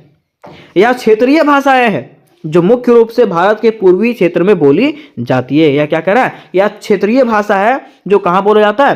तो मुख्य रूप से भारत के पूर्वी क्षेत्रों में। कहाँ पे? भारत के पूर्वी क्षेत्रों में बोला जाता है। कह रहा है कि पूर्वी हिंदी विभाषाओं में अवधी, छत्तीसगढ़ी और बघेली प्रमुख है। पूर्वी हिंदी विभाषाओं की अगर बात करें तो इनमें से कौन सा प्रमुख भाषा है? तो अवधी भाषा, छत्तीसगढ़ी भाषा और बघेली भाषा, है ना। तो चलिए इसको हम लोग एक एक करके क्लियर करने का प्रयास करते हैं। तो देखिए पहले यहां पे कहा गया है अवधी। क्या कहा गया? अवधी। अब इसके क्षेत्र की अगर बात करें तो कह रहा है यह जो है ना उत्तर प्रदेश के अवध क्षेत्र और नेपाल के तराई क्षेत्रों में बोली जाती है। उत्तर प्रदेश के अवध क्षेत्र, लखनऊ हो गया, कानपुर हो गया, अयोध्या हो गया, इसमें जो है अवधी भाषा बोली जाती है। कैसी? अवधी भाषा बोली जाती है। उसके साथ साथ नेपाल के तराई क्षेत्रों में जो है ना अवधी भाषा बोली जाती है। अब इसकी विशेषताओं की बात करें तो कह रहा है कि अवधी की साहित्य परंपरा बहुत समृद्ध है। अवधी भाषा की जो साहित्य परंपरा है ये बहुत समृद्ध है। रामचरितमानस जैसे महाकाव्य की रचना जो है तुलसीदास ने इसी भाषा में किया। क्या कह रहा है? कि तुलसीदास ने जो है ना इसी भाषा में क्या किया? रामचरितमानस जैसे महाकाव्यों का रचना किया था। कह रहा है इसमें सरल और मीठा शब्द का विन्यास पाया जाता है। किसमें? तो अवधी भाषा में जो है ना कैसा? सरल और मीठा शब्द विन्यास पाया जाता है। कह रहा ध्वनियों में रा का उच्चारण जो है ला की तरह होता है। ये जो ध्वनि है, ये जो भाषा है, उसमें रा का जो उच्चारण होता है वो ला की तरह होता है। जैसे देखिए यहाँ पे कहा गया रचना। क्या कहा गया? रचना। ठीक है, तो यहाँ पर रा है लेकिन इसको रचना नहीं पढ़ेंगे, क्या पढ़ेंगे? लचना पढ़ेंगे। क्या पढ़ेंगे? लचना। किसमें? अवधी भाषा में, है ना। अब कह रहा है कि यह जो है व्याकरण में सरलता, जैसे मैं जाता हूं को हम जईत हैं। ठीक है, कह रहा है ना व्याकरण में सरलता मीन्स आसानी होता है। ठीक है, जैसे हम लोग कहते हैं कि मैं जाता हूं, क्या कहता है?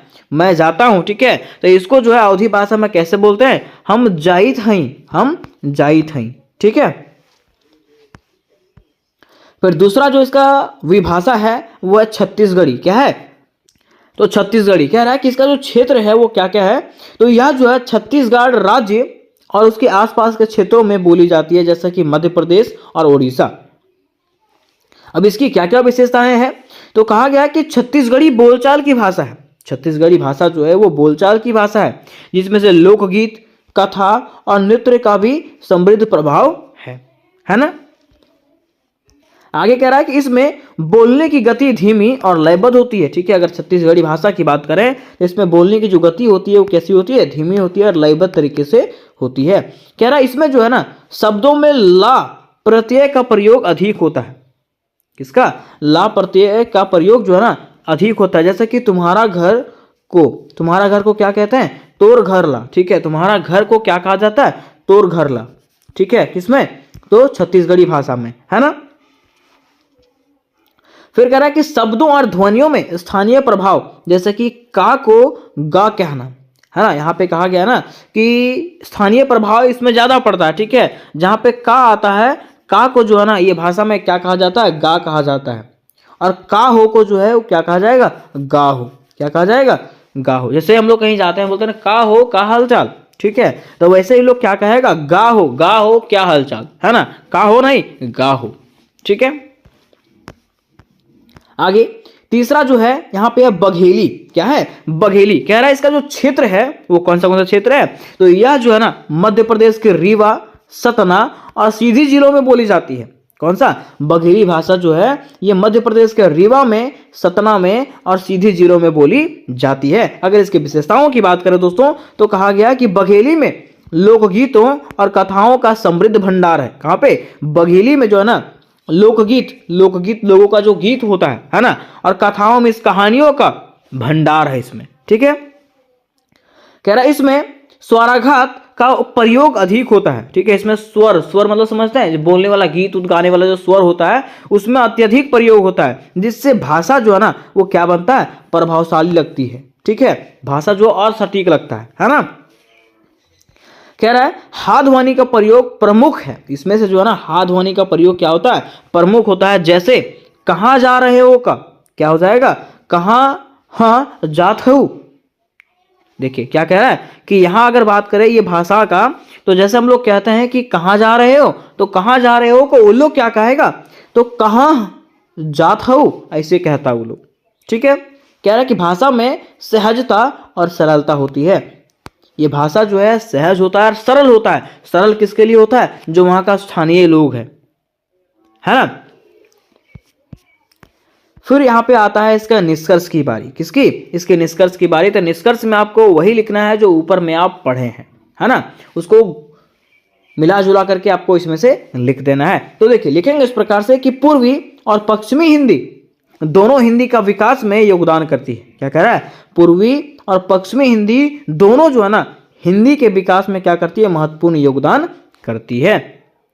इसके आगे भी कुछ कहा गया है, लेकिन इसके बताने से पहले मैं आपको बताना चाहता हूं कि अगर आप जीई पेपर हिंदी की तैयारी कर रहे हो दोस्तों, तो इसकी पूरी तैयारी मेरे चैनल पर करवाई गई है, जिसका लिंक आपको डिस्क्रिप्शन बॉक्स में दिया गया है। वहां से जाकर के आप लोग जीई हिंदी की पूरी तैयारी कर सकते हो। उसके साथ साथ ये वीडियो जो है अपने दोस्तों के साथ अवश्य शेयर करिएगा, ताकि मैं जल्द से जल्द इसके वीवीआई क्वेश्चन को बना दूं। ठीक है, आगे कहा गया कि जहां पूर्वी हिंदी ने लोक साहित्य और सांस्कृतिक धरोहर को समृद्ध किया, वहीं पश्चिमी हिंदी ने क्या किया? आधुनिक साहित्य को आधार प्रदान किया। क्या कह रहा है कि पूर्वी हिंदी ने क्या किया? तो लोक साहित्य और सांस्कृतिक धरोहर को बनाए रखा, उसको फेमस किया।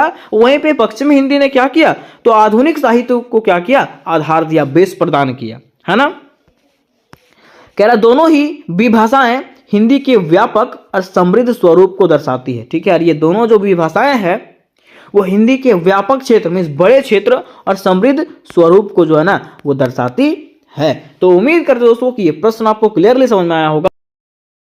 दोस्तों आज के वीडियो में हम लोग जानने वाले हैं हिंदी के एक मोस्ट इंपॉर्टेंट प्रश्न जो आपके एग्जामिनेशन के लिए वीवीआई होने वाला है। तो आज का प्रश्न हमारा क्या है? तो आज का प्रश्न इस प्रकार से पूछा गया है कि प्रयोजन मूलक हिंदी से आप क्या समझते हैं। क्वेश्चन क्या पूछा हुआ कि प्रयोजन मूलक हिंदी से आप क्या समझते हैं। ठीक है, अब देखिए जब हम लोग क्वेश्चन पढ़ते हैं ना, तो क्वेश्चन पढ़ने के बाद हमारे माइंड में ये सवाल आता है कि आखिर हिंदी का मतलब तो हम लोग जानते हैं, लेकिन प्रयोजक मूलक हिंदी मतलब क्या होता है ना। तो देखिए मैं आपको बता देना चाहता हूं कि अगर हम लोग बात करते हैं प्रयोजन मूलक हिंदी का, तो आप कह सकते हैं इस प्रकार से कि जिस हिंदी भाषा का प्रयोग किसी खास उद्देश्य, प्रयोजन मतलब क्या होता है, योजना बनाना, ठीक है, कोई योजना के लिए या तो उद्देश्य के लिए प्रयोग किया जाता है, उसको हम लोग क्या कहते हैं, प्रयोजन मूलक हिंदी कहते हैं। क्या कहते हैं, प्रयोजन मूलक हिंदी। जैसे कि मान लीजिए आप कोई इंटरव्यू के लिए जा रहे हैं, तो क्या जैसे घर में घर की तरफ भाषा यूज करते हैं वैसे वहां भी यूज करोगे? आपको योजना बना के जाओगे कि नहीं जाओगे? जरूर जाओगे, ठीक है। आपको कैसे बात करना है, कैसे वहां पे बिहेव करना है सबके साथ में, वो तो योजना बना के आप जाओगे, है ना। तो वही कहा जाता है कि जिस हिंदी भाषा का प्रयोग किसी विशेष योजना बनाकर, ठीक है, किसी विशेष उद्देश्य के लिए किया जाता है, उसी को हम लोग क्या कहते हैं, प्रयोजन मूलक हिंदी कहते हैं। क्या कहते हैं, प्रयोजन मूलक हिंदी कहते हैं। तो सबसे पहले आपको लिखना है परिभाषा। क्या लिखना है, परिभाषा। और परिभाषा में लिखना इस प्रकार से है कि जिस हिंदी भाषा का प्रयोग किसी विशेष प्रयोजन, प्रयोजन मतलब क्या होता है, तो योजना और उद्देश्य, प्रयोजन मतलब क्या होता है, योजना और उद्देश्य। मिस वही कहा गया कि जिस हिंदी भाषा का प्रयोग जो है किसी योजना या उद्देश्य के लिए किया जाता है, उसे ही हम लोग क्या कहते हैं, प्रयोजन मूलक हिंदी भाषा कहते हैं। क्या कहते हैं, प्रयोजन मूलक हिंदी भाषा कहते हैं, ठीक है। अथवा हम लोग इस प्रकार से कह सकते हैं कि जिस हिंदी का इस्तेमाल किसी खास मकसद के लिए किया जाता है, उसे ही हम लोग क्या कहते हैं, प्रयोजन मूलक हिंदी कहते हैं। देखिए कितना सिंपल भाषा में बता दिया गया आपको कि जिस हिंदी का इस्तेमाल जो है ना हम लोग किसी खास मकसद के लिए करते हैं, उसे ही हम लोग क्या कहते हैं, प्रयोजन मूलक हिंदी कहते हैं। अब मकसद मतलब क्या, चोरी करने के लिए नहीं, ठीक है। मकसद का मतलब कोई उद्देश्य आपका होगा, ठीक है, कोई योजना बना करके आप उसका इस्तेमाल कर रहे हो, ठीक है। आप इंटरव्यू के लिए जा रहे हो, वहां पे उसका यूज कर रहे हो, आप पढ़ाने के लिए जा रहे हो, वहां पे उसका यूज कर रहे हो, ठीक है। आप योजना बना के जाते हो कि हाँ हमको इस प्रकार से बोलना है, ठीक है। आपको कहीं अगर स्पीच देना है तो क्या जाओगे अटर पटर कुछ भी बोल दोगे? नहीं, ठीक है। आपको बनाना पड़ेगा पहले योजना कि हाँ हमको इस प्रकार से बोलना है, ऐसे बोलना है। उसी को हम लोग क्या कहते हैं, प्रयोजन मूलक हिंदी कहते हैं। क्या कहते हैं, प्रयोजन मूलक हिंदी। क्योंकि इससे इसका मतलब ही है, इसको हम लोग तोड़ने के बाद इसका मतलब यही निकलता है प्रयोजन। प्रयोजन मतलब क्या होता है, योजना। योजना बना करके जिस भाषा का प्रयोग किया जाता है उसे हम लोग क्या कहते हैं, प्रयोजन मूलक हिंदी कहते हैं। देखिए कहा गया है कि प्रयोजन के हिसाब से शब्दों का चुनाव, वाक्यों का गठन और भाषा के इस्तेमाल बदलता रहता है। कहा गया है कि प्रयोजन के अनुसार से जैसा योजना रहता है ना, उसके अनुसार से जो है ना शब्दों का चुनाव, शब्द जो है बदलते रहते हैं, ठीक है। वाक्य का गठन बदलता है, ठीक है, भाषा भी बदलता है, ठीक है। क्योंकि देखिए मान लीजिए अगर मुझे स्पीच देना 15 अगस्त पे, तो क्या 26 जनवरी के बारे में बोल दूंगा? क्या नहीं बोलूंगा, ठीक है। वही कहा गया है कि प्रयोजन के हिसाब से आपके योजना के अनुसार से जो है ना क्या होगा, वहां पे शब्दों का चुनाव अलग होगा, वाक्य का गठन अलग होगा और भाषा का भी इस्तेमाल होता है, अलग अलग चीजों का इस्तेमाल होता है, ठीक है, आपके योजना के अनुसार से, आपके उद्देश्य के अनुसार से। आगे कहा गया कि प्रयोजक मूलक हिंदी को जो है ना क्या कहा गया है, तो कामकाजी हिंदी और व्यवहारिक हिंदी कहा गया। किसको, प्रयोजन मूलक हिंदी को क्या कहा गया, कामकाजी हिंदी और व्यवहारिक हिंदी कहा जाता है। उसके साथ साथ देखिए यहाँ पे कहा गया कि इसे कई नामों से जाना जाता है। किसको, अगर हम लोग प्रयोजन मूलक हिंदी की बात करें तो इसको कई नामों से जाना जाता है, जैसे कि व्यवहारिक हिंदी, कामकाजी हिंदी, प्रयोजनी हिंदी, प्रयोजन पारक हिंदी, प्रयोगी हिंदी और प्रयोग परक हिंदी, ठीक है। ये सारे नामों से जो है किसको जाना जाता है, प्रयोजन मूलक हिंदी को जाना जाता है। तो ये सारे में से अगर कोई भी क्वेश्चन आपको पूछे तो आपको सेम प्रकार से आंसर लिखना है, ठीक है। अब देखिए नेक्स्ट पॉइंट में कहा गया है कि प्रयोजन मूलक हिंदी का भाषा सरल, स्पष्ट और एकार्थ होती है। इसमें कहावतें, मुहावरे, अलंकार और उक्तियां का प्रयोग नहीं किया जाता है। मीन्स जहां पे प्रयोजन मूलक हिंदी का उपयोग किया जाता है वो जो भाषा होती है वो क्या होती है, बिल्कुल सरल होती है, ताकि लोगों को जो है तुरंत आपकी बातें समझ आ जाए, ठीक है। और ऐसा नहीं कि वहां पे आपको क्या करना है, मुहावरे का प्रयोग करना है, क्योंकि मुहावरा का अर्थ कुछ और होता है ना। तो वैसा भाषा का प्रयोग नहीं करना है जो लोग आपकी बातों को समझ नहीं पाएंगे, ठीक है। कहा गया कि प्रयोजन मूलक शब्द प्रयोजन से बना हुआ जिसका अर्थ होता है उद्देश्य। वही मैंने आपको बता रहा था कि प्रयोजन मूलक शब्द जो है ना प्रयोजन से बना हुआ है, और प्रयोजन का मतलब होता है उद्देश्य या तो योजना। प्रयोजन का मतलब क्या होता है, उद्देश्य या तो फिर योजना, ठीक है। कहा गया कि ऐसी भाषा जो अपने उद्देश्य की पूर्ति करने वह कराने में सक्षम हो, उसी को हम लोग क्या कहते हैं, प्रयोजन मूलक भाषा कहते हैं। मीन्स का क्या क्या कि वैसा भाषा जो अपने उद्देश्यों की पूर्ति करने और कराने में सक्षम है, उसी को हम लोग क्या कहते हैं, प्रयोजन मूलक भाषा कहते हैं। क्या कहते हैं, प्रयोजन मूलक भाषा कहते हैं। नेक्स्ट पॉइंट में लिखा हुआ है कि प्रयोजन मूलक भाषा को अंग्रेजी में फंक्शनल लैंग्वेज कहते हैं।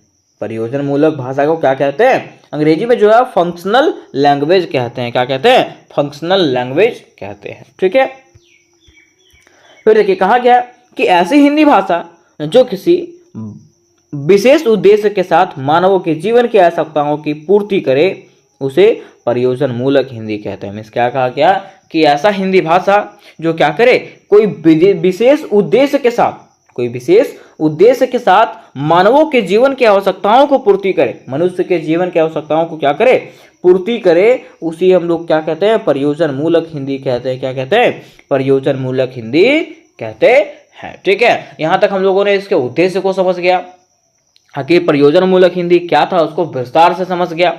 अब बातें यहाँ पे आती है प्रयोजन मूलक हिंदी की परिभाषाएं का, जो अलग अलग विद्वानों ने अलग अलग तरीके से दिया है। लेकिन इसके पहले मैं आपको बता देना चाहता हूँ कि दोस्तों, अगर आप लोग BBMQ के स्टूडेंट हो और AAC 3 हिंदी की तैयारी कर रहे हो, तो ये वीडियो जो है उन विद्यार्थियों के लिए बहुत स्पेशल होने वाला है। उसके साथ साथ इससे रिलेटेड जितने भी प्रश्न आने वाले हैं, चाहे वो AAC 3 का हो, आपके मेजर पेपर का हो, BSc पेपर का हो, सारे तैयारी आपको इसी चैनल पर करवाए जाएंगे दोस्तों, और बिल्कुल ही ईजी शब्दों में करवाए जाएंगे। ठीक है, तो अपने सब्जेक्ट का जो है लिस्ट मुझे कमेंट करें, ताकि मुझे पता चल सके कि आपका क्या क्या सब्जेक्ट है। ठीक है, और वीडियो कैसा लगा मेरे को जरूर बताइएगा अंत में, है ना। बातें यहाँ पे आती है प्रयोजन मूलक हिंदी की परिभाषाएं का। तो सबसे पहले डॉक्टर मोटूरी सत्यनारायण जी ने कहा है। ठीक है, इन्होंने क्या कहा, तो इन्होंने कहा है कि जीवन की आवश्यकताओं की पूर्ति के लिए उपयोग में लाए जाने वाले हिंदी को प्रयोजन मूलक हिंदी कहते हैं। मीन्स हमारे जीवन की आवश्यकताओं को पूर्ति करने के लिए जिस हिंदी का प्रयोग किया जाता है, उसको ही हम लोग क्या कहते हैं, तो प्रयोजन मूलक हिंदी कहते हैं। ये किसने कहा है, डॉक्टर मोटूरी सत्यनारायण ने कहा है। आइए चलिए दूसरे लोग को देखते हैं कि उन्होंने क्या कहा। देखिए यहाँ पर डॉक्टर रघुवीर सहाय जी ने क्या कहा, इन्होंने कहा कि प्रयोजन मूलक हिंदी की परिकल्पना यह मानकर किया जाता है कि वह एक ऐसी शब्दावली होगी कि संप्रेषण में काम आए। ठीक है, मीन्स कहा गया है कि प्रयोजन मूलक हिंदी की परिकल्पना जो है इस प्रकार से किया जा सकता है कि हिंदी जो है मीन्स यह एक ऐसा शब्दावली होगा जिसका उपयोग जो है संप्रेषण मतलब क्या होता है, बातचीत करने के लिए। ठीक है, उसी को हम लोग क्या कहते हैं, प्रयोजन मूलक हिंदी कहते हैं। आगे कहा गया कि और इसलिए बाकी शब्दावली से भिन्न होगी या उस पर आश्रित नहीं होगी। ठीक है, और ये जो है ऐसा रहेगा कि आप किसी को बोलने के बाद जो है वो तुरंत समझ में आ जाएगा उसको, है ना। आपको मुहावरे ये सब का यूज करना नहीं है। फिर देखिए प्रोफेसर NB राजगोपालन, ठीक है, इन्होंने क्या कहा है, तो इन्होंने कहा है कि प्रयोजन मूलक भाषा का वह रूप है जिसका प्रयोग किसी प्रयोग विशेष अथवा कार्य विशेष के संदर्भ में होता है। मीन्स क्या कहा है, इन्होंने कहा है कि प्रयोजन मूलक भाषा जो है वह भाषा होता है जिसका प्रयोग जो है किसी विशेष कार्य के लिए होता है। ठीक है, किसी विशेष कार्य को यह संदर्भ करता है। ठीक है, मीन्स किसी विशेष कार्य के लिए होता है, उसे हम लोग प्रयोजन मूलक भाषा या तो हिंदी कहते हैं। अब देखिए यहाँ एक और है डॉक्टर शिवेंद्र वर्मा, इन्होंने क्या कहा, इन्होंने कहा कि प्रयोजन मूलक हिंदी से तात्पर्य विषयबद्ध एवं परिस्थितिबद्ध हिंदी भाषा का रूप से है। इन्होंने कहा है कि प्रयोजन हिंदी का मतलब होता है कि विषयबद्ध में जैसा आपको कंडीशन आया, आप कंडीशन के हिसाब से क्या करो, उस भाषा का प्रयोग करो, उसी को हम लोग क्या कहते हैं, प्रयोजन मूल हिंदी कहते हैं। ठीक है, अब देखिए बातें यहाँ पे आई है प्रयोजन मूलक हिंदी का स्वरूप का, कि आखिर हिंदी का क्या स्वरूप है, प्रयोजन मूलक हिंदी का क्या स्वरूप है। तो कहा गया है कि हिंदी भारत की राष्ट्रभाषा है। अगर हम लोग हिंदी की बात करें दोस्तों, तो हिंदी जो है हमारे भारत का क्या है, राष्ट्रभाषा है, और इसके बोलने व समझने वालों की संख्या के अनुसार विश्व में यह तीसरे क्रम की भाषा है। ठीक है, और हिंदी जो बोलते हैं और जो समझते हैं इसकी संख्या जो है पूरे विश्व में जो है तीसरे नंबर पे आता है। कहा गया कि यानी कि हिंदी जो है अंतर्राष्ट्रीय भाषा। अगर हम लोग हिंदी की बात करें तो यह जो है क्या है, एक अंतर्राष्ट्रीय भाषा है। अतः स्वाभाविक है कि विश्व की चुनिंदा भाषाओं में से महत्वपूर्ण भाषा और भारत की अभिज्ञात राष्ट्रभाषा होने के कारण देश के प्रशासनिक कार्यों में हिंदी का व्यापक प्रयोग हो रहा है और राष्ट्रीयता की दृष्टि से इसका असर जो है उपकारक ही है। मीन्स कहा गया अगर हम लोग हिंदी की बात करें तो हिंदी जो है हमारे भारत का क्या है, राष्ट्रभाषा है ना। और इसका आज भी उतना महत्व है जितना कि पहले था। ठीक है, तो यहाँ तक हम लोगों ने प्रयोजन मूलक हिंदी के स्वरूप को देख लिया। अब बातें यहाँ पे आती है प्रयोजन मूलक हिंदी की विशेषताएं का। किसका?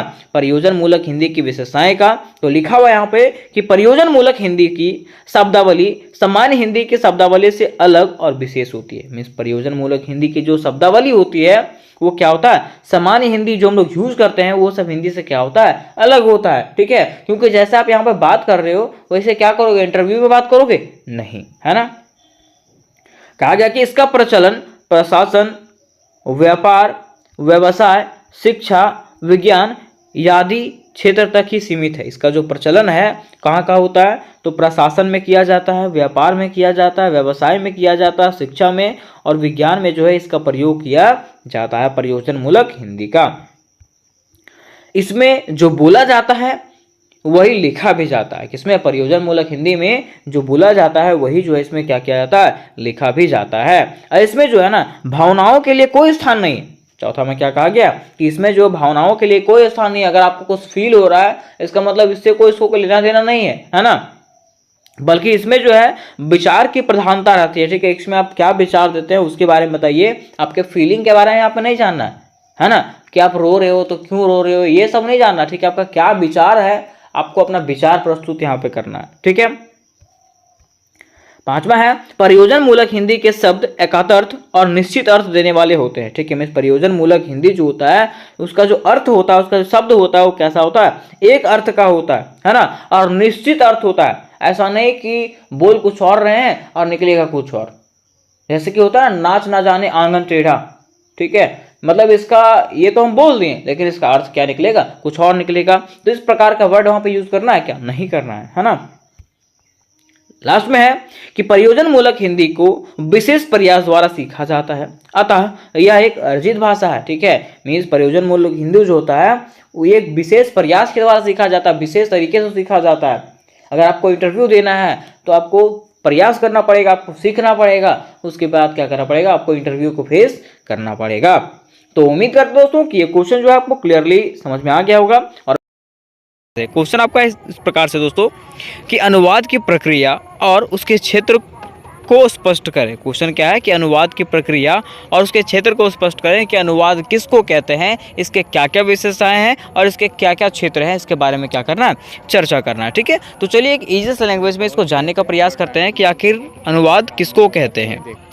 अब देखिए अगर बात करें अनुवाद का, ठीक है, अनुवाद का हम लोग सिंपली भाषा में अगर जानने का प्रयास करें ना तो अनुवाद का मतलब होता है ट्रांसलेशन करना, है ट्रांसलेट करना। ठीक है, जैसे मान लीजिए कुछ चीज़ इंग्लिश में लिखा हुआ है, ठीक है, तो इंग्लिश का हिंदी करना वो क्या हो गया, अनुवाद करना हो गया। क्या हो गया, अनुवाद करना हो गया। इसका परिभाषा किस प्रकार से लिखेंगे, तो इस प्रकार से आपको लिखना है कि किसी भाषा में कही गई या तो लिखी गई बात को दूसरी भाषा में परिवर्तन करना अनुवाद कहलाता है। मीन्स एक भाषा का इंग्लिश को हम लोग हिंदी में अनुवाद कर देंगे, ट्रांसलेट कर देंगे, तो उसी को हम लोग क्या कहेंगे, अनुवाद कहते हैं। ठीक है, ये हम लोग समझ गए कि अनुवाद किसको कहते हैं। अब देखिए बताया गया कि अनुवाद का कार्य बहुत पुराने समय से होता है। अगर अनुवाद की कार्य की बात करें तो इसका कार्य जो है ना बहुत पुराने समय से चलता आया है। ठीक है, संस्कृत के वद धातु से अनुवाद शब्द का निर्माण हुआ है। संस्कृत के वद धातु से जो है ना अनुवाद शब्द का क्या हुआ, निर्माण हुआ है। ठीक है, इस प्रकार से आपको वहाँ पे स्टार्टिंग में लिखना है दोस्तों। ठीक है, अगर आपको इसका PDF चाहिए होगा दोस्तों तो PDF के लिए जो है ना व्हाट्सएप ग्रुप का लिंक मिलेगा डिस्क्रिप्शन बॉक्स में,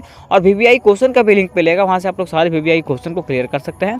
उसके साथ साथ अन्य सब्जेक्ट की भी तैयारी आप लोग वहाँ से कर सकते हैं, जिसका VVI क्वेश्चन का लिंक जो है ना डिस्क्रिप्शन बॉक्स में दिया हुआ होगा। ठीक है, आगे देखिए, आगे हम लोग बात करें। देखिए बताया गया है कि अनुवाद एक ऐसी कला है, अनुवाद के बारे में बताया गया कि अनुवाद एक ऐसा कला होता है जिसके द्वारा किसी विचार को स्पष्टता के साथ एक भाषा से दूसरी भाषा में इस प्रकार आंतरित किया जाते हैं कि वह पाठकों के मन में वही प्रभाव डालता है जो प्रभाव मूल का होता है। मीन्स कहा गया है कि अनुवाद जो है ना एक ऐसा कला होता है ना जिसके द्वारा किसी विचार को, कोई विचार जो होता है ना, उसको इस प्रकार से स्पष्ट किया जाता है ना, जो उसका मूल मतलब था। जैसे मान लीजिए मैं बोलूँगा आई स्पीक इंग्लिश, मैं अंग्रेजी बोलता हूँ, है ना, मैंने इंग्लिश का क्या क्या अनुवाद किया हिंदी में, मैं अंग्रेजी बोलता हूँ, ठीक है।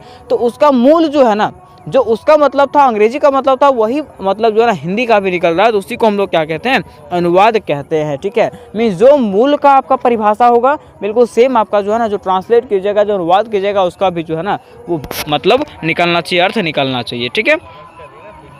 आगे कहा गया, देखिए अब हम लोग जानते हैं इसके परिभाषाओं को, ठीक है, कि इसके क्या क्या परिभाषा होते हैं, है ना। देखिए बताया गया कि सैमुअल जॉनसन के द्वारा क्या बताया गया है कि मूल भाषा की पाठ्य सामग्री के भावों की रक्षा करते हुए उसे दूसरी भाषा में बदल देना अनुवाद है।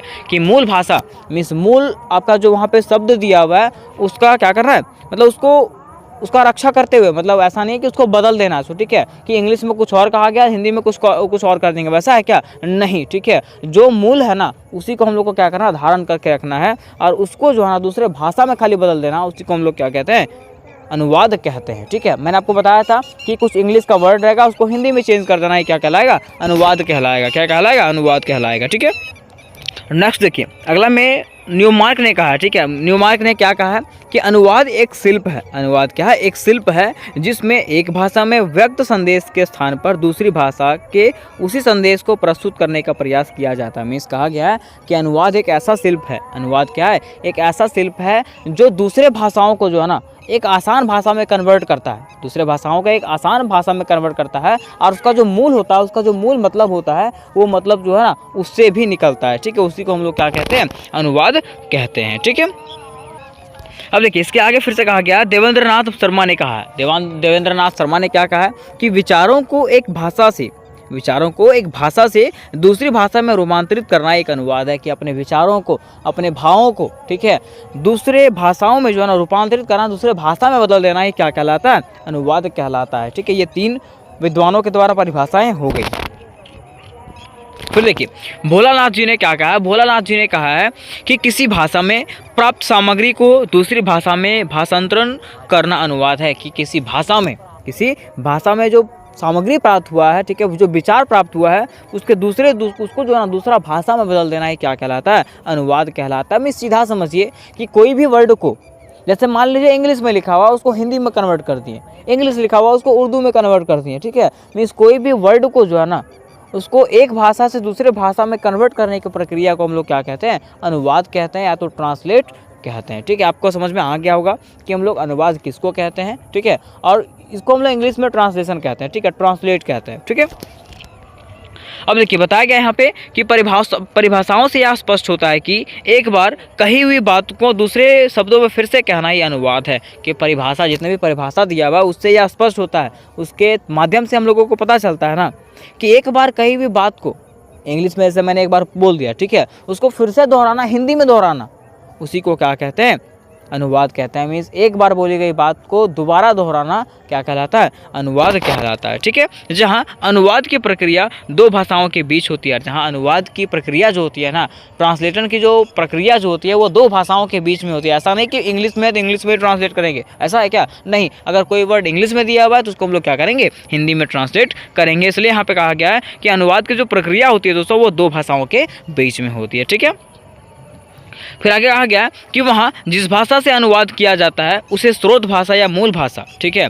और बोला गया है कि वहाँ पे जिस भाषा से अनुवाद किया जाता है ना उसको क्या कहते हैं, स्रोत भाषा कहते हैं या तो मूल भाषा कहते हैं, ठीक है। उसके साथ साथ कहा गया कि जिस भाषा में अनुवाद किया जाता है उसे लक्ष्य भाषा कहते हैं, ठीक है। जिस भाषा में जो है ना अनुवाद किया जाता है, जिस भाषा में उसको बदला जाता है, उसको हम लोग क्या कहते हैं, लक्ष्य भाषा कहते हैं, ठीक है। यहाँ तक हम लोग समझ गए इसको क्लियरली। अब देखिए आगे बताया गया है कि अच्छे अनुवाद की प्रमुख विशेषताएं निम्न है। कि अगर अच्छा अनुवाद करना, आपको अच्छे तरीके से ट्रांसलेट करना है तो उसकी क्या क्या विशेषताएं होनी चाहिए, क्या क्या गुण होना चाहिए, ठीक है। तो देखिए बताया गया पहला जो गुण है कि अनुवादक को जिस भाषा में वह अनुवाद कर रहा है और मूल भाषा का समुचित ज्ञान होना चाहिए। मीन्स अनुवादक जो है, जो अनुवाद कर रहा है, उसको ट्रांसलेट कर रहा है, उसको जो है ना जिस भाषा में वो ट्रांसलेट कर रहा है वो भाषा का, ठीक है, और मूल भाषा का जो है ना समुचित ज्ञान होना चाहिए। मीन्स इंग्लिश का भी ज्ञान होना चाहिए और हिंदी का भी ज्ञान होना चाहिए। आप इंग्लिश से अगर हिंदी में ट्रांसलेट कर रहे हैं तो उसको आपको दोनों भाषाओं का क्या होना चाहिए, समुचित ज्ञान होना चाहिए, तभी आप क्या कर सकते हैं, एक अच्छे अनुवाद कर सकते हैं। ठीक है, जैसे कि मान लीजिए अभी हम लोग क्या करते हैं, हिंदी से इंग्लिश में ट्रांसलेट करते हैं। ठीक है, तो हम लोग को टेंस सीखना पड़ता है, टेंस का स्ट्रक्चर सीखना पड़ता है ना। तो अगर आप जानोगे, ठीक है, हर चीज़ को आपको समझना पड़ेगा, तभी आप क्या कर सकते हो, अनुवाद कर सकते हो, ट्रांसलेट कर सकते हो। ठीक है, नेक्स्ट में कहा गया है कि अनुवाद में सरल भाषा का उपयोग होना चाहिए। कि अनुवाद अगर किया जाता है ना, तो अनुवाद का जो है ना, अनुवाद में जो है ना सरल भाषाओं का प्रयोग करना चाहिए। ऐसा नहीं कि टफ भाषा अगर हम लोग दे देते हैं तो क्या होता है, उसको स्टूडेंट पढ़ भी नहीं पाता है ना। तो ऐसे भाषा दे जिसमें से सभी को क्या हो जाए, तुरंत समझ में आ जाए, वो पढ़ के उसको समझ जाए। ठीक है, नेक्स्ट तीसरा बोला गया है कि अनुवादक को अनुवाद में स्पष्ट और सही उच्चारण का प्रयोग करना चाहिए। अनुवादक को जो है ना, अनुवाद में मीन्स जब वो ट्रांसलेट करता है ना, उसमें स्पष्ट और सही उच्चारण का उपयोग करना चाहिए। ठीक है, अब मान लीजिए अगर वो उच्चारण ही गलत करेगा तो क्या वो सही हो पाएगा, नहीं हो पाएगा। ठीक है, जब वो ट्रांसलेट करेगा ना, उसको एकदम बढ़िया तरीके से उच्चारण करना पड़ेगा, उसको मतलब सही से बोलना पड़ेगा उस वर्ड को। ठीक है, नेक्स्ट है कि अनुवादक को अनुवाद में सही और आकर्षक शब्दों का उपयोग करना चाहिए। अनुवादक को जो है ना, जब वो अनुवाद करेगा, ट्रांसलेट करेगा ना, तो आकर्षक शब्दों का प्रयोग करना चाहिए, ताकि लोगों का मन जो है ना उसके प्रति अट्रैक्ट हो जाए तुरंत। ठीक है, नेक्स्ट बताया गया है आगे कि अनुवादक को व्याकरण का उचित ज्ञान होना चाहिए। अनुवादक को जो है ना व्याकरण का उचित ज्ञान होना चाहिए। ठीक है, चाहे वो हिंदी व्याकरण हो, चाहे वो इंग्लिश व्याकरण हो। ठीक है, अनुवादक को जो है ना दोनों व्याकरण का जो है ना अच्छा ज्ञान होना चाहिए। ठीक है, तभी वो क्या कर सकता है, एक अच्छे तरीके से अनुवाद कर सकता है, अच्छे तरीके से ट्रांसलेट कर सकता है। ठीक है,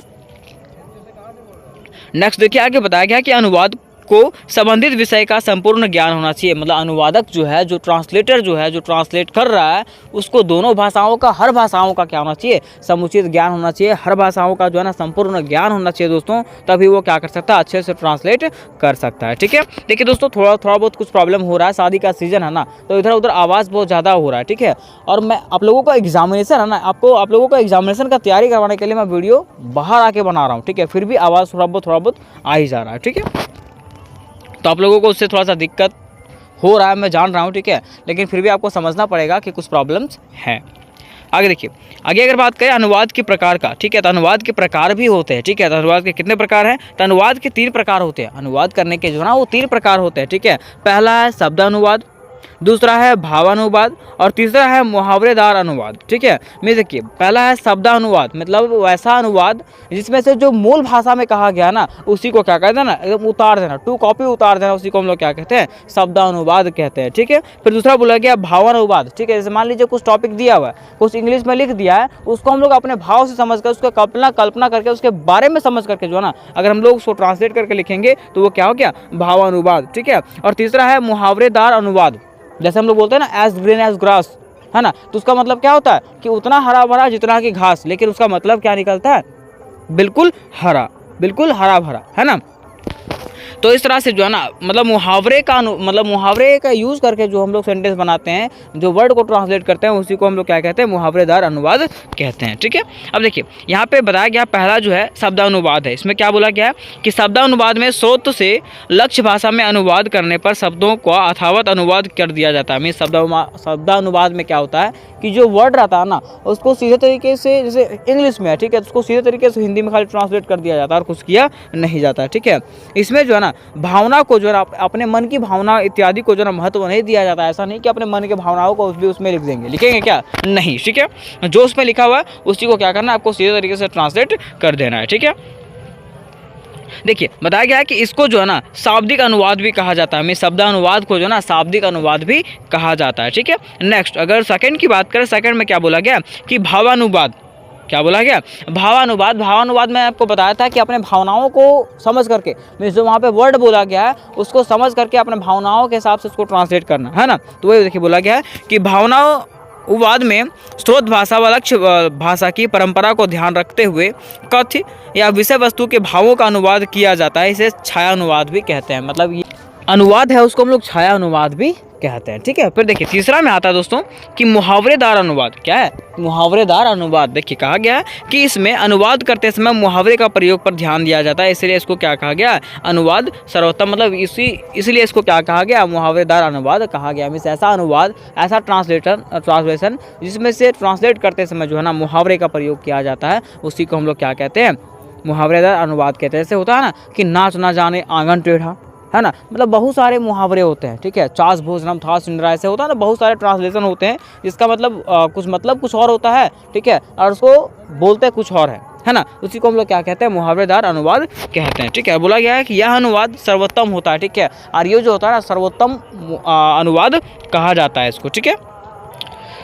अब देखिए यहाँ पे जो है ना लास्ट पॉइंट हम लोग आगे बढ़ते हैं। लास्ट पॉइंट में आपको बताया गया है कि अनुवाद की आवश्यकता, कि आखिर अनुवाद की आवश्यकता क्यों होती है ना, इसका क्या महत्व है, अनुवाद जब किया जाता है ना दोस्तों तो अनुवाद का क्या महत्व होता है ना। तो चलिए हम लोग इसको समझते हैं। देखिए बताया गया कि आज के वैज्ञानिक युग में अनुवाद बहुत महत्वपूर्ण हो गया। आज के वैज्ञानिक युग में जो है ना अनुवाद क्या हो चुका है, बहुत महत्वपूर्ण हो चुका है। यदि हमें दूसरे देशों के साथ कंधे से कंधे मिलाकर चलना है तो हम लोगों को क्या सीखना पड़ेगा, अनुवाद करना आना पड़ेगा, मीन्स हर भाषाओं का ज्ञान होना पड़ेगा, ठीक है। मान लीजिए अगर हम लोग को हर भाषाओं का ज्ञान है तो हम लोग क्या कर सकते हैं, अच्छे से अनुवाद कर सकते हैं। और अनुवाद करने के लिए जो है ना हम लोग को हर भाषाओं का ज्ञान होना चाहिए, ठीक है। अगर हम लोग को हर भाषाओं का ज्ञान नहीं होगा तो हम लोग क्या कर सकते हैं, अच्छे से अनुवाद नहीं कर सकते हैं, ठीक है। तो वही बोला गया है कि हमें उनके यहाँ पे विज्ञान के क्षेत्र में, सामाजिक एवं सांस्कृतिक क्षेत्र में हुई प्रगति की जानकारी होनी चाहिए, ठीक है। हमें जो है ना हर चीज़ों का जानकारी होना चाहिए और यह जानकारी हमें अनुवाद के माध्यम से मिलती है, ठीक है। और यह जानकारी जो है हम लोगों को किसके माध्यम से मिलती है, अनुवाद के माध्यम से मिलती है। जैसे मान लीजिए हम लोग फॉरेन कंट्री जाते हैं, उसके कल्चर के बारे में सीखना है, ठीक है, तो हम लोग क्या सीखेंगे, अगर वो भाषा को जानेंगे तब तो हम लोग ना सीखेंगे, तब तो हम लोग उसको कल्चर को समझ सकते हैं, उसका सभ्यता को समझ सकते हैं। तो हम लोगों को हर भाषाओं का ज्ञान होना चाहिए, हर चीज़ों का ज्ञान होना चाहिए, तभी हम लोग क्या कर सकते हैं, अच्छे से अनुवाद कर सकते हैं, उसके भाषाओं को समझ सकते हैं, ठीक है। तो उम्मीद करते हैं दोस्तों कि ये क्वेश्चन आपको समझ में आ गया होगा। और कुछ प्रॉब्लम है आप लोग समझ सकते हैं, शादी का सीज़न है, ठीक है, तो गाना बजाना इधर चल ही रहा है, ठीक है, तो थोड़ा बहुत डिस्टर्बेंस हो रहा है, ठीक है। मुझे भी बहुत ज़्यादा प्रॉब्लम हो रहा है कि मैं वीडियो नहीं बना पा रहा हूँ, ठीक है, तो मैं साइड होकर के वीडियो बना रहा हूँ। तो उम्मीद करता हूँ कि ये वीडियो जो आपको समझ में आ गया होगा। अगर वीडियो अच्छा लगा हो तो वीडियो को लाइक करना है, चैनल को सब्सक्राइब करना है। उसके साथ साथ सेमेस्टर 1 के लिए जो है ना अपने दोस्तों को व्हाट्सअप ग्रुप में जरूर जोड़ें, जिसका लिंक आपको जिसका लिंक जो है ना डिस्क्रिप्शन बॉक्स में आपको मिल जाएगा। उसके साथ साथ VVI क्वेश्चन का लिंक भी आपको डिस्क्रिप्शन बॉक्स में मिलेगा, ठीक है। वहाँ से आप लोग सारे VVI क्वेश्चन को क्लियर कर सकते हैं, ठीक है। तो मिलता है नेक्स्ट वीडियो में, तब तक के लिए जय हिंद, जय भारत।